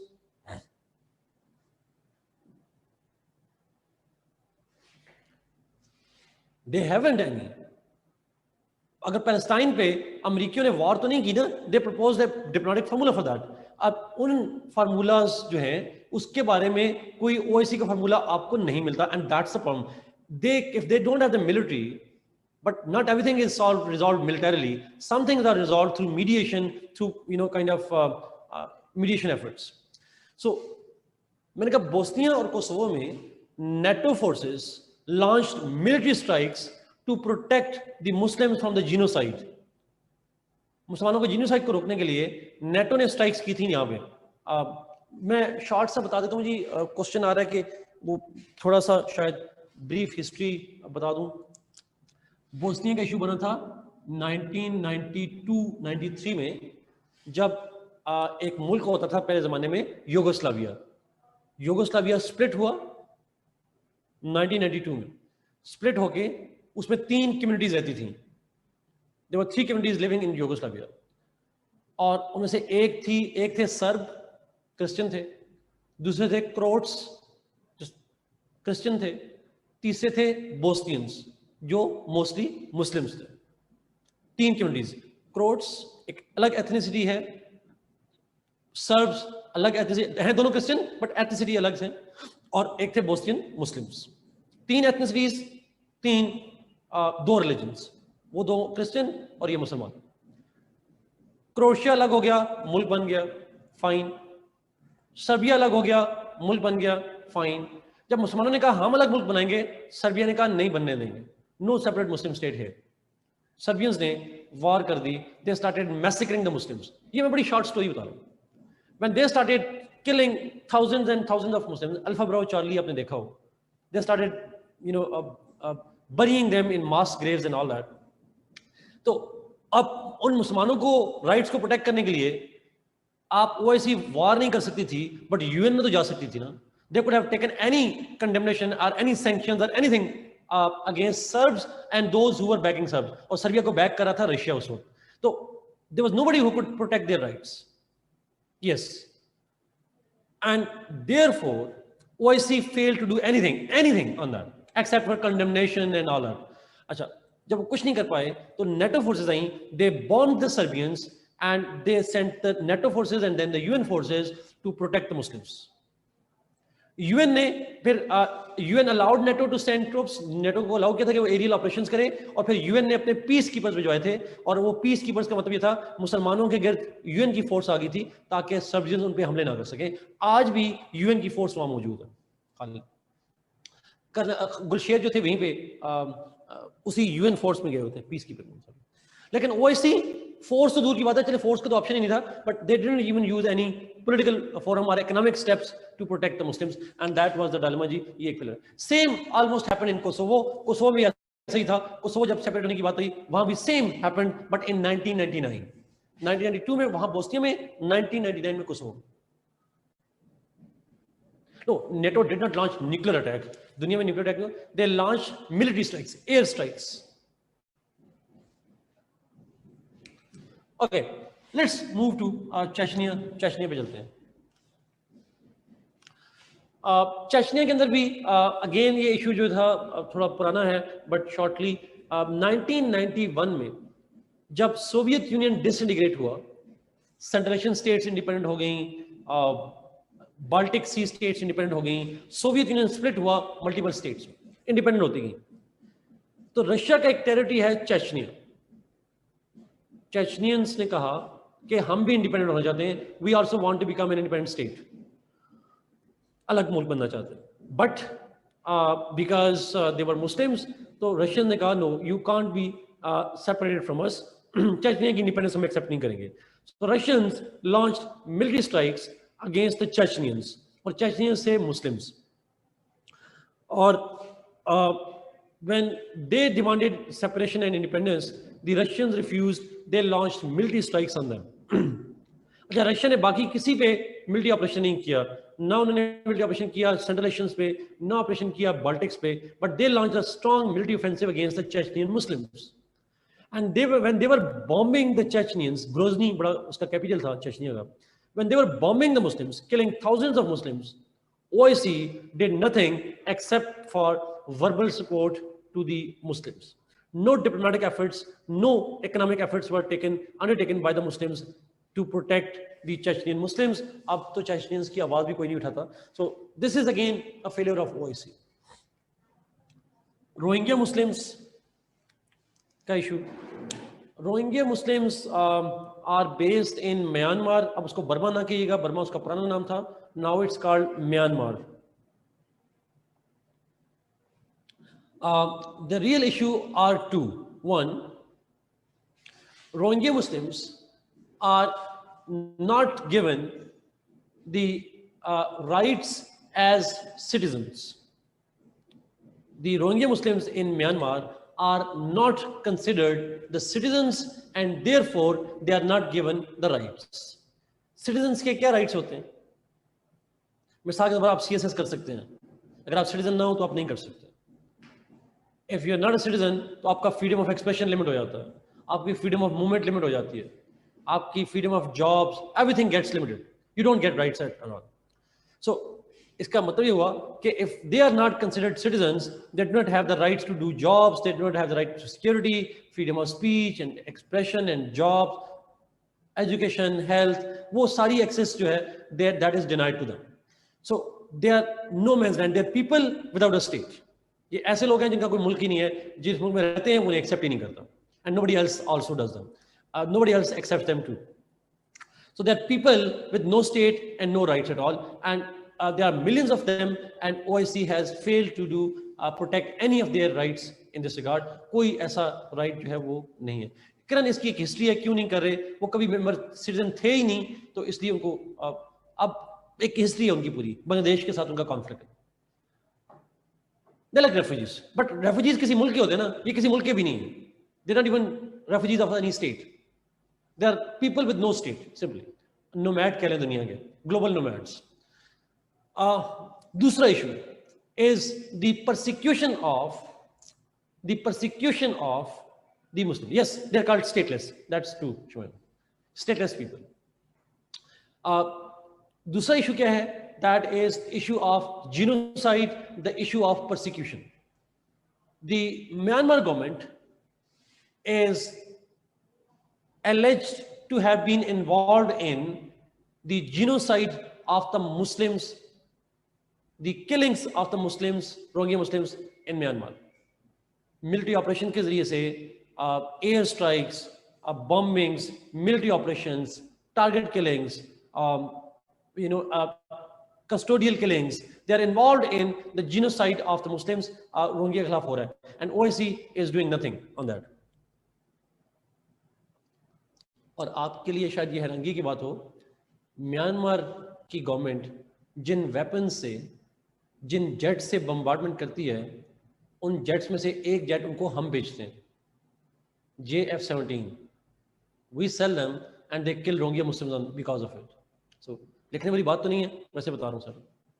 We provide them the military help, sir. War का हिस्सा है, चाइनीज का हिस्सा है, सो हम रोहिंग्या पे भी ज्यादा इशू नहीं उठा रहे होते सॉर्ट ऑफ. लेकिन इंडिया में एक मुसलमान मर जाए, हमारे मुल्क में तबाही मिल जाती है, और वहां सैकड़ों मरते हैं बिकॉज थैंक्स टू चाइना. हम बोल, बट अगेन ये इशू है, पाकिस्तान का जिक्र ना कीजिएगा, जनरली बात कर दीजिएगा over there. Muslim minority in India, how India treats the Muslim minority in India. India कैसे मुस्लिम माइनॉरिटी को ट्रीट करता है, ये पॉइंट भी आप ऐड कर सकते हैं. You can add this point two, और उसके अंदर आप जो डिस्क्रिमिनेशन है अगेंस्ट मुस्लिम्स, उस पॉइंट को उठा सकते हैं. You can add the discrimination point. You can add some other points like वो जो क्या था, सिटीजन अमेंडमेंट एक्ट था, CAA मेरे ख्याल में ऐसा ही है, CAA, citizen amendment act, that denied the citizenship rights to the Muslims. जो मुस्लिम माइग्रेंट्स थे वहाँ पे, उसकी बात कर सकते हैं. जो विजिलेंटिज्म है वहाँ पे इंडिया के अंदर, विजिलेंटिज्म मतलब ये है कि the groups of the gangs of Hindus, they target the Muslims because of various reasons. So again, OIC is completely silent on the rights of Muslims in India, and no even unanimity of views exists on the issue of Muslims' rights in Kashmir, India. Hamza मैंने कहा कि जो Indians हैं वो जो मुसलमानों के खिलाफ डिस्क्रिमिनेशन करते हैं, जो मुसलमानों को टारगेट किलिंग्स करते हैं, जो मुसलमानों के राइट्स को स्प्रेस करते हैं, OIC is silent. Indian government भी करती है खालिद, और RSS के ग्रुप्स जो हैं विजिलेंटिज्म वो भी करते हैं सॉर्ट ऑफ. सो दोनों स्टेट्स को भी और नॉन स्टेट्स दोनों को हम ब्लेम करेंगे on that, because of fascism, because of Hindutva policy and so on and so forth. This is again a major issue there. Babri Masjid को उठा लें, अब जो भी recently true true true Tablighi Jamaat पे अक्सर वो इल्ज़ाम लगाते हैं कि that is the reason why spread of corona virus happened over there. Ram Mandir वाली बातें ये सारी कर सकते हैं। True true. कश्मीर पे तो वहां कर ली, कश्मीर के अलावा जो इंडिया के अंदर मुसलमानों हैं उनकी treatment, again OIC is silent on that, बल्कि इंस्टेड आपको पता है ओआईसी क्या करे। इस्लामोफोबिया सिंपल है जी, there is a global campaign of being anti Muslim global campaign चल रही होती है, Muslims are being blamed for everything bad that happens, Muslim radicalism, Muslim terrorism, जो भी मुसलमानों के हवाले से एक ग्लोबल कैंपेन चली जाती है। What happened in Christ church is just an example. Christ church में जो हुआ that is a classical example of Islamophobia. I don't know, मुझे तो इस्लामोफोबिया टर्म पे भी मसला है। I would call it that's not Islamophobia, it's an terrorism against Islam. It's a terrorism against Islam. It's not a phobia. Phobia तो और चीज होती है, phobia तो होता है fear का। तो Islamophobia means the fear of Muslim. It's not a fear of Muslim. It's actually the killing of the Muslims. It's actually the discriminations of Muslims and actually intimidation of the Muslims. So I would go ahead on that. तो Islamophobia broadly sense में, अच्छा OIC का इस पे हर साल एक conference होती है। OIC generally has an annual conference on Islamophobia, but other than that, it does nothing at all. Has OIC approached the Muslim victims in the Christchurch? They haven't. OIC आपको कहीं भी नजर नहीं आएगी वहां पे जाके। Have you seen OIC going to protect the Muslims in any other part of the world जहां पे इस्लामोफोबिया है? आप देख रहे हैं, मिसाल देता हूँ, क्राइस्ट चर्च न्यूजीलैंड में जो हुआ था भाई का, जो मुस्लिम्स को मस्जिद में मारा गया था।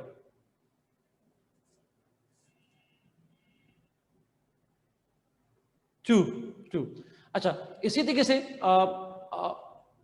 एक और भी बहुत सारे इवेंट्स हैं, there are lots of other examples जहां भी आपको नजर आएगा। मैं मिसाल दूं, इंडियन एक मिनिस्टर ने एक जुमला कहा था जो उसमें अब मैं भूल गया हूं, उनका नाम हमेशा से मुश्किल सा नाम होता है, मैं भूल जाता हूं।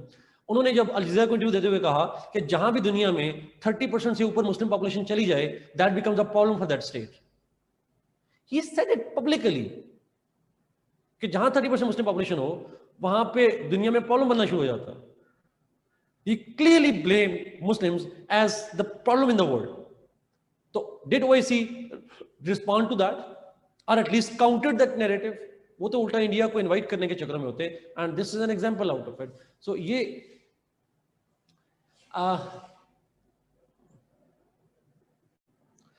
जी खालिद उसको प्रोसिक्यूट तो किया है, बट मेरा ख्याल है पॉइंट ये है कि OIC क्या कर रहा है उसके ऊपर। What OIC is doing? Has OIC highlighted that issue? OIC का फेलियर ये। अच्छा, ये जो इंडियन के मिनिस्टर हैं जी, आप गूगल करिएगा, मुझे अब नाम उनका नहीं आता, बड़ा मुश्किल, शवामी कोई लंबा सा नाम है उनका। उन्होंने अल जज़ीरा को इंटरव्यू दिया था, इमरान खान साहब ने अपनी ट्वीट में से पोस्ट किया है, कोई 2 महीने पुरानी बात है, 2-3 महीने, और उन्होंने उसमें कहा था कि दुनिया में कहीं भी अगर मुस्लिम पॉपुलेशन 30% या उससे बढ़ जाए तो उस मुल्क के अंदर मुसलमान प्रॉब्लम क्रिएट करना शुरू करते हैं। That creates a Muslim problem in that state.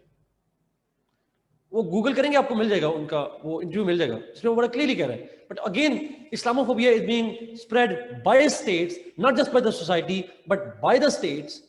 Trump band 7 Muslims entry into US, उसने मुस्लिम एंट्री बैन कर दी यूएस के 7 मुल्कों से। OIC would be absolute silent on those issues. Yes, but again PM Imran Khan, Mahathir Mohamad, Tayyip Erdogan said it. Mahathir Mohamad तो चले गए, इमरान खान साहब खामोश हो गए, Tayyip Erdogan is the only one. अब ये चैनल भी किस काम का होगा? अगेन ओआईसी नहीं है इसके अंदर, दैट्स ट्रू। नाम मुझे नहीं आता मरियम उसका।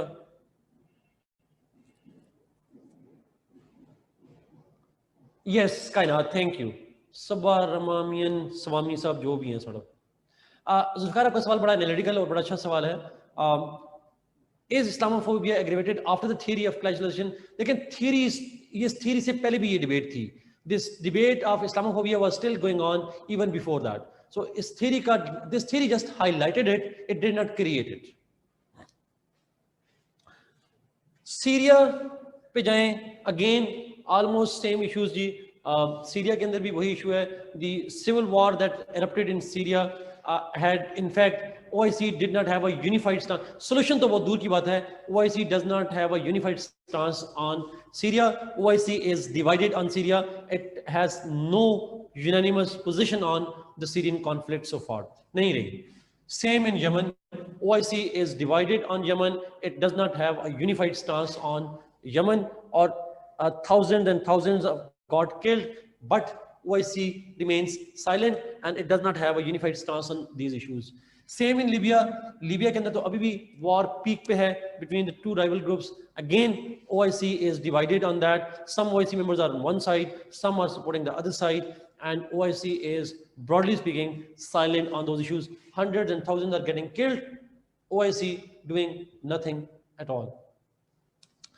Sectarianism, obviously sectarianism is a major issue and one of the most important reasons of the divisions within OIC. But चाहे social level पे हो, societal level पे हो, चाहे state level पे हो, but the OIC has been unable to deal with the sectarian conflict. लेकिन sect खत्म करना OIC का काम नहीं है, but sectarian conflicts को खत्म करना, that should have been, और sectarian harmony create करना, that should have been done by the OIC. It's part of their objectives. इसके objective में है कि harmony among the Muslim states, but sectarian divide is there. It failed to unite the Muslim world, yes, और Muslim world के अंदर जो unity इसकी बात करूं, sectarian unity की बात करूं, sectarian harmony की बात करूं, उसमें failure है. Political failure तो यहाँ पे है, ये sectarian failure है. Extremism, we all know that it's a reality. Muslim states do face a social problem of extremism and terrorism. लेकिन again इस extremist narrative जो है Muslim societies के अंदर, that extremism has not been dealt with by the OIC. OIC के कोई ऐसा significant initiative नहीं है that would be dealing with the problem of rising extremism in the Muslim world. किसी जगह पे भी आपको नजर नहीं आएगा. OIC would be still silent again because OIC की priority is different है. Economic issues, we all know that thank you Kanal for sharing. Exactly. Economic issues की बात करते हैं.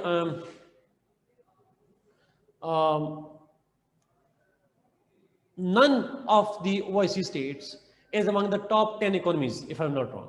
Top 10 economy में कोई भी Muslim state नहीं आती. Muslim states are not developed. They face a lot of economic problems, from poverty, unemployment, backwardness, education, and so on and so forth. There are lots of economic issues faced by the Muslims. Hundreds and thousands of Muslims face malnutrition and all that. Yemen से लेकर African Muslim states से लेकर South Asian Muslim states तक. But OIC has been having limited to no role. एक Islamic Development Bank है जो loan देता है. Other than that, other than the loans, the OIC has no other policy or no other institutions or forums that could develop the economic, that will bring economic developments in those societies. ना pure economic, ना socio-economic, कोई उस हवाले से OIC के projects नहीं है, except for the loan mechanisms coming from the Islamic Development Bank.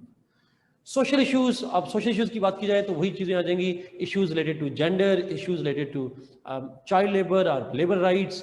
अगर इशू की बात की जाए, फ्रीडम ऑफ एक्सप्रेशन की बात की जाए, अब जितने ये सोशल इश्यूज हैं, हेल्थ एजुकेशन की बात की जाए, again OIC only provides lip service. एक यूनिवर्सिटीज बनाई हुई है उसकी चेन जो आपकी इस्लामिक यूनिवर्सिटी है, but again these chains are symbolic and nominal, major role नहीं है.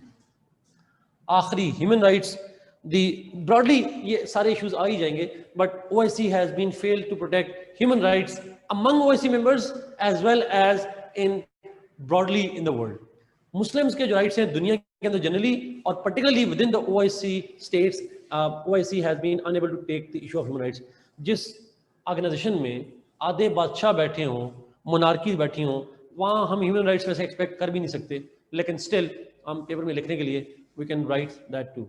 जहाँ जमाल खुशोगी को दिन दिहाड़े आप उठा के उसके टुकड़े टुकड़े कर देंगे, तो वहाँ पे ह्यूमन राइट्स हम कैसे एक्सपेक्ट करेंगे OIC से. But still you know this is come. तो ये सारे फेलियर्स हैं जी OIC के. There is a list of going on. कोई नई चीज नहीं है, मोस्टली चीजें हम जानते हैं ऑलरेडी इसके ऊपर. हसन,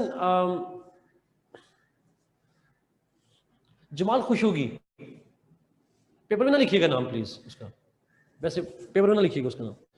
हसन, मैं कश्मीर इशू पे इसलिए बात नहीं कर रहा ओआईसी का, बिकॉज कश्मीर ओआईसी का जो कोई कश्मीर पे रोल है वो कश्मीर के सेंस में आप लोग पढ़ते हैं। मेरा ओआईसी का सिर्फ ये मेरा पॉइंट था कि मैंने 2 पॉइंट में फेलियर है। कश्मीर पे जितनी ह्यूमन राइट्स वायलेशन होती हैं जो आपने पढ़ी होंगी, वो वायलेशन पे ओआईसी की तरफ से कोई स्टैंड नहीं आता। और दूसरी चीज, जो ओआईसी कश्मीर की रेजोल्यूशन के फार्मूलाज हैं डिफरेंटली, जो आप शायद जानते होंगे कुछ फार्मूलाज, तो उनके ऊपर भी ओआईसी ने कभी कोई फार्मूला पेश नहीं किया। It never mediated, it never propose any solution to that. तो ये बेसिकली उसका। Let's see why OIC failed, क्यों फेल हुआ।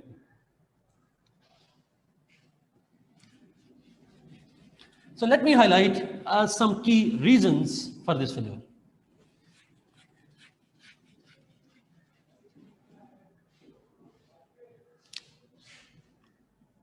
Why पे आते हैं। 1, 3-4 main core issues. 1,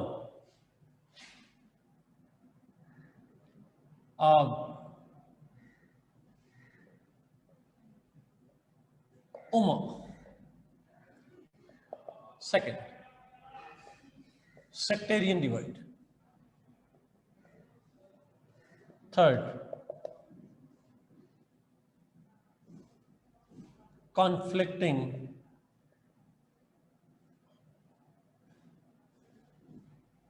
regional interest।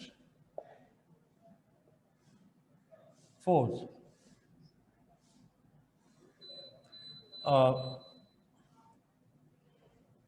different political systems। And lastly, global actors, role of global actors। मेरे नजदीक ये 5 बड़ी वजह हैं जी। मेरे देखिए 5 मेन फैक्टर्स हैं। लेट्स स्टार्ट विद 1, उम्मा। OIC is established under the broad theoretical principle of the उम्मा। अच्छा प्लीज एक बात आप ध्यान में रखिएगा, ये जो वे फॉरवर्ड है ना ओआईसी का सॉल्यूशन, वो डिपेंड करेगा इनके ऊपर। तो इसको मैं वे फॉरवर्ड से लिंक करूंगा, इसलिए गौर से सुनिए। उम्मा का कांसेप्ट, उम्मा का कांसेप्ट, ओआईसी के पीछे जो थ्योरी है, जो आइडिया है, मुस्लिम शुड गेट यूनाइटेड। अच्छा आप, मैं आपसे सवाल पूछूं, मुझे जवाब दीजिएगा।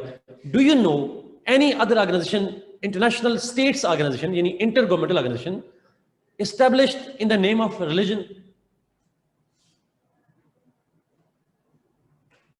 कोई क्रिश्चियन की ऑर्गेनाइजेशन, कोई हिंदूज की ऑर्गेनाइजेशन, कोई ज्यूज की ऑर्गेनाइजेशन, मतलब स्टेट्स की, वैसे कम्युनिटीज की बात नहीं कर रहा। अच्छा, इसका मतलब है सिर्फ मुसलमानों के अंदर मौजूद है। There is no other organization as such. Religion के नाम पे और कोई ऑर्गेनाइजेशन नहीं है। OIC is only one. But question is ये जो कॉन्सेप्ट है मुस्लिम कैथोलिक चर्च है ना ख्वाजा, स्टेट्स की बात कर रहा हूं, स्टेट्स की ऑर्गेनाइजेशन आपको नजर नहीं आएगी। पॉइंट इज कि किसी और रिलीजन की बेस पे इंटरनेशनल ऑर्गेनाइजेशन मौजूद नहीं है स्टेट्स के दरमियान में, इंटर गवर्नमेंटल आईजीओ नहीं है। सर प्राइवेट ऑर्गेनाइजेशन मौजूद हैं, क्रिश्चियंस की भी हैं, हिंदूज की भी हैं, बट उनकी नहीं, ज्यूज की हैं। अब ये मुस्लिम्स की क्यों है? बिकॉज मुसलमानों में एक कॉन्सेप्ट है और वो कॉन्सेप्ट है उम्मा का, जिसको इंग्लिश में कहते हैं पैन इस्लामिज्म। इंग्लिश में कहते हैं पैन इस्लामिज्म, आमतौर पर अरेबिक में उसको उम्मा का लफ्ज़ यूज करते हैं। मेरे में उम्मा अरेबिक वर्ड है मेरे ख्याल में, लेकिन आई डोंट नो अगर इंग्लिश है, सॉरी उर्दू है या अरेबिक है, जो भी है, बट पैन इस्लामिज्म और उम्मा। कौन पाइनियर है मॉडर्न कॉन्सेप्ट ऑफ उम्मा का? अरेबिक है। थैंक यू भाई। Who is the recent current pioneer of the concept of उम्मा? 2-3 नाम आपको आने चाहिए जी। आपने जमालुद्दीन अफगानी है, तो जो कॉन्सेप्ट ऑफ उम्मा के हैं, जमालुद्दीन अफगानी है, अल्लामा इकबाल है। पता नहीं अल्लामा इकबाल की उम्मा की थ्योरी का?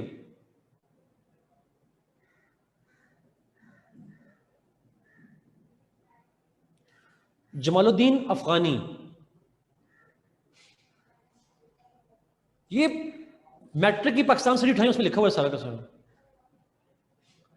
मैंने नहीं पढ़ा ना पॉलिटिकल साइंस में जाके, आप पढ़े लिखे, ये मैट्रिक की किताब उठाएं, जमालुद्दीन अफगानी का जिक्र है, इलामा इकबाल का जिक्र है। हाँ, ये थोड़ी सी आप लोगों ने मैट्रिक की पाकिस्तान स्टडी पढ़नी है। फिर आप चलें थोड़ा सा देखिए, Jamaluddin Afghani was the first 19th century के अंदर, he was the first recent Muslim scholar who had not only proposed the idea of pan-Islamism, he tried to unify the Muslims around the world. He made efforts. वो ideas भी दिया उन्होंने और unite करने की कोशिश भी की. Allama Iqbal also gave the concept of ummah. और आपने वो क्या एक हो मुस्लिम हरम की पासबानी के लिए नील के साहिल से लेकर ताब खाक की काशकर, जो भी शेर रट्टे लगाए हुए हैं आप लोगों ने, वो आप लगा लीजिएगा. Idea of the unity of Muslims, इसको कहते हैं pan Islamism. The idea of unity of Muslims. ये शेर सुना हुआ है ना अल्लामा इकबाल का आपने, एक हो मुस्लिम हरम वाली बात. मिलत पे भी है, अपनी मिलत पे क्यास, पता नहीं फर्क कायम रखते मिलत से है तन्हा कुछ नहीं. वो जो भी आपने शेर प्लीज वो रट्टे लगाए हुए हैं आप, वो तो अल्लामा इकबाल का भी कॉन्सेप्ट है. अच्छा, फिर आगे फिर रिसेंटली आप उठा के देखें, बहुत सारे और राइटर्स हैं जो तो ये थ्योरी थी कि मुस्लिम should get United. If that idea is अच्छा, फिर आप सैयद मोहम्मद कुतुब हैं, रिसेंटली पास्ट में अगर आप चले जाएंगे सैयद कुतुब की राइटिंग्स हैं. So there are lots of people. पहला बताया जमालुद्दीन अफगानी, दूसरा कहा अल्लामा इकबाल साहब, तीसरा मैंने कहा सैयद मोहम्मद कुतुब.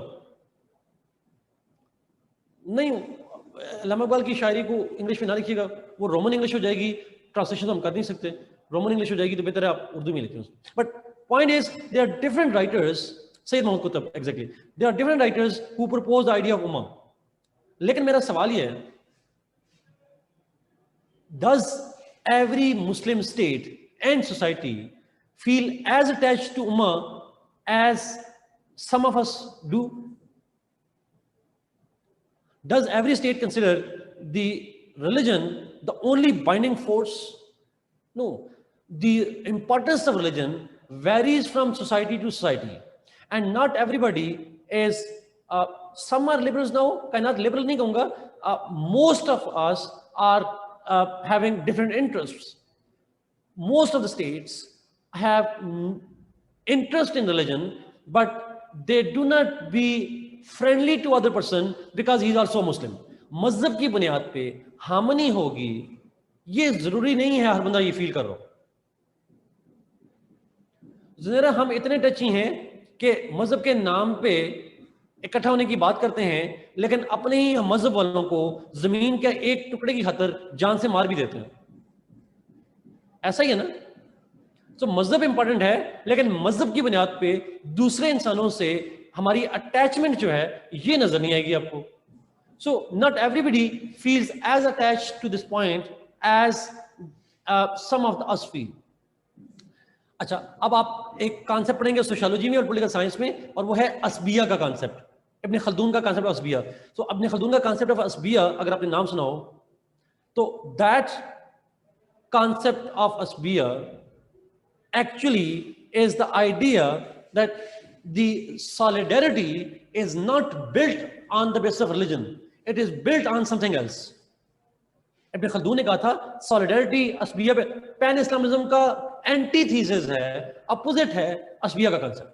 मजहब के बिना पे सॉलिडारिटी नहीं आती, और सॉलिडारिटी उसने कहा था किसी और बिना पे आती है. तो उम्मा का कंसेप्ट क्या एवरी आप इसमें बताएंगे दो चैनल है. सम पीपल थियोरेटिकली और some philosophers don't believe that unity on the basis of religion is actually possible on political matters. Religion मामलात पे तो यूनिटी हो सकती है, बट पॉलिटिकल मैटर्स पे यूनिटी होगी ऐसा मुमकिन नहीं है. For example Ibn Khaldun is one of the pioneers of this idea.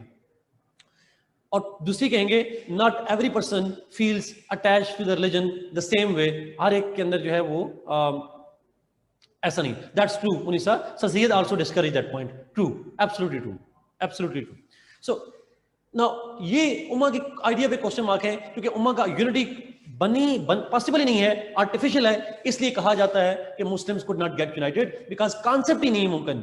और अगर मुमकिन होता तो क्रिश्चियन ने भी बनाई होती, ज्यूज ने भी बनाई होती, हिंदूज ने भी बनाई होती। कॉन्सेप्ट मजहब के नाम पे इकट्ठे करना, that is un unrealistic goal और ऑब्जेक्टिव, इसलिए ये एक फेलियर होगी। हम इसको कहते हैं OIC is an artificial unity and therefore it is not sustainable। Khwaja ईसा पहले भी नहीं होता था, जब मुगल्स थे इनकी ऑटोमन्स के साथ बनती थी। आप तारीख में उठाकर देख लें, जितनी मुस्लिम एम्पायर थी वो आपस में पीस में थी। सेक्टेरियन डिवाइड, सेक्टेरियन डिवाइड अगर आप आसान सी है, Muslim societies and states are divided on the basis of sects. Sects divided है मुस्लिम में, ब्रॉडली दो बड़े सेक्ट हैं, शिया सुन्नी है, बट अगेन सलफीज्म और बाकी भी आ जाते हैं। So sectarian divides are more important than the common religion for many states and many societies। नाम नहीं लेंगे ईरान का, नाम नहीं लेंगे सऊदीया का, but you know what I'm referring to। So sectarian divide among the Muslim population and among the Muslim states is one of the reasons why they could not get united, or those sectarian divides are so sharp that the states are willing to go to conflict with each other, they are involved in proxy war with each other because of that sectarian divide। Yemen को उठा लें, आप Iraq को उठा लें, आप Lebanon को उठा लें, आप सीरिया को उठा लें, many of these conflicts are being fought in the name of sects। Sects के नाम पे है, नाम नहीं लेना सऊदी अरबिया ईरान का, बाकी बात इनडायरेक्टली उन्हीं की करनी है सॉर्ट ऑफ। ये एक वजह है। और सिर्फ स्टेट्स डिवाइड नहीं है, सोसाइटीज भी डिवाइडेड हैं, and this is one of the, मुसलमानों के मजहब के नाम पे इकट्ठा होना तो दूर की बात, हम तो फिरकों में खत्म नहीं हो रहे। So obviously this is again a major issue. Conflicting regional interest, regional interest की अगर बात की जाए तो हर, क्योंकि देखिए Muslim world spans from Africa to Middle East to South Asia to South East Asia. कितना स्प्रेड है, इंडोनेशिया से लेकर मोरक्को तक, इट्स एन आर्क। क्या सारे रीजन्स के इश्यूज एक जैसे हैं? Do all states face the same issues? क्या मोरक्को के रीजनल कॉन्टेक्स्ट वही है जो इंडोनेशिया मलेशिया का है? नहीं है। हर स्टेट का रीजनल इशू, हमारे डायनेमिक्स डिफरेंट हैं, अफगानिस्तान की डायनेमिक्स डिफरेंट है, मिडिल ईस्ट की डायनेमिक्स डिफरेंट है, नॉर्थ अफ्रीका की डायनेमिक्स डिफरेंट है, सेंट्रल अफ्रीका की डिफरेंट है, साउथ ईस्ट है। तो हर स्टेट एक डिफरेंट रीजनल कॉन्टेक्स्ट में एग्जिस्ट करती है। The regional dynamics are different for each state. When the regional dynamics are different, their regional interests are different. And when their regional interests are different, automatically they do not come into harmony with others. Kashmir हमारे लिए तो बड़ा मसला होगा। हमारी सिर्फ कश्मीर का issue मजहब का तो नहीं है, वी नो दैट। इसका लिंक तो पार्टीशन से बनता है, इसका लिंक तो पानी से बनता है, इसका लिंक तो बहुत सी चीजों से बनता है। लेकिन why would Indonesia take up this issue? Indonesia के लिए क्या इंटरेस्ट है इसमें? स्वाय मुसलमान के कोई रीजनल इंटरेस्ट है इंडिया यहां पे उनका? Do they have any regional interest here? There is none. So regional context different है, क्योंकि Muslim states are geographically spread out and therefore they have different regional interests, and that is one reason why OIC is divided. Different political systems. Some states are democratic, some states are military dictatorships, some states are monarchies, and each state has a different political system. ऐसा ही है, kingship भी है, democracies भी हैं, dictatorship भी हैं। We have different kind of varieties, parliamentary हैं, प्रेसिडेंशियल हैं, फेडरेशंस हैं, यूनिटीज हैं, there are different political systems. Political culture different है, कहीं पे सेकुलरिज्म है मुस्लिम में जैसे टर्की है, कहीं पे थियोक्रेसी है जैसे ईरान है। So there are different kind of political systems and there are different kind of political cultures in those states. If you have different political systems and you have different political cultures, is it necessary that those different political systems and cultures will develop harmony among each other? क्या integration के लिए, unity के लिए, don't they need some kind of a similarity in their cultures and political systems? जैसे European union है, democracies हैं, ऐसा ही है, they have democracies. Soviet union ने एक जमाने में बनाई थी Commonwealth of Independent States, kind of socialist communist states, but we don't have any kind of similar systems, political systems, and therefore the interest of the governments, interest of the political leaders vary from state to state. हर एक system के different interest होते हैं, different उनकी preference होती हैं, different priorities होती हैं, and that is why there is no unity among the Muslim states, because they are having absolute different and sometimes conflicting political systems. And lastly, global actors. Global actors से मतलब है US, Soviet Union in the past, China in present times. Global actors have their global policies, and they use different Muslim states for different regional interests. They use different states for different regional interests, and because these Muslim states are economically weak, they are politically weak, they are socially weak, so they become pawns for the global powers. They become kind of frontline states to the global powers' interest, even if that brings them into conflict with another Muslim country. America के लिए वो मुस्लिम मुल्क के खिलाफ बनने के लिए तैयार हो जाएंगे for the sake of American, because they need America to protect themselves. So Pakistan joined the US, and when we joined the US, we opposed the socialist system in Afghanistan. सदा दाऊद सोशलिस्ट सिस्टम लेकर आए और हमने मुखालफत कर दी America के कहने पे. अमेरिका के साथ मिलकर हमने, मुसलमान मुल्क थे ना अफगानिस्तान में, बट हमारे लिए अमेरिकन एड ज्यादा इंपॉर्टेंट थी compare to Afghanistan. Same happens with almost everybody. You won't take the names, but these are these are different reasons why OIC failed on almost all of those counts that we have discussed. This is all from my side. जी अगर question रह गया because time is up, but if you have any question please ask. फिर shortly way forward अभी नहीं बात करेंगे, next class के अंदर थोड़ा सा इसको डिस्कस करेंगे. Any question that you might have? 4th point, 1, 2, 3, 4 difference. जो different political systems हैं, कहीं monarchy, कहीं democracy, कहीं theocracy, कहीं parliamentary, कहीं presidential, different political systems, different political cultures results in different interests. Rulers के interest, society के interest different हो जाते हैं, and there is little chance of unity among them.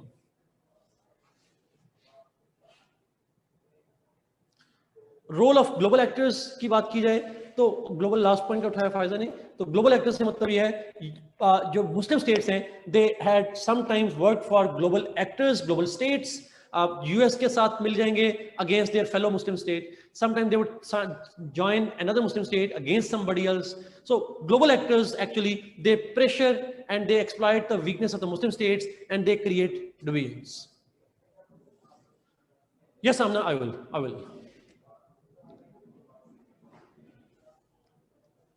will answer that.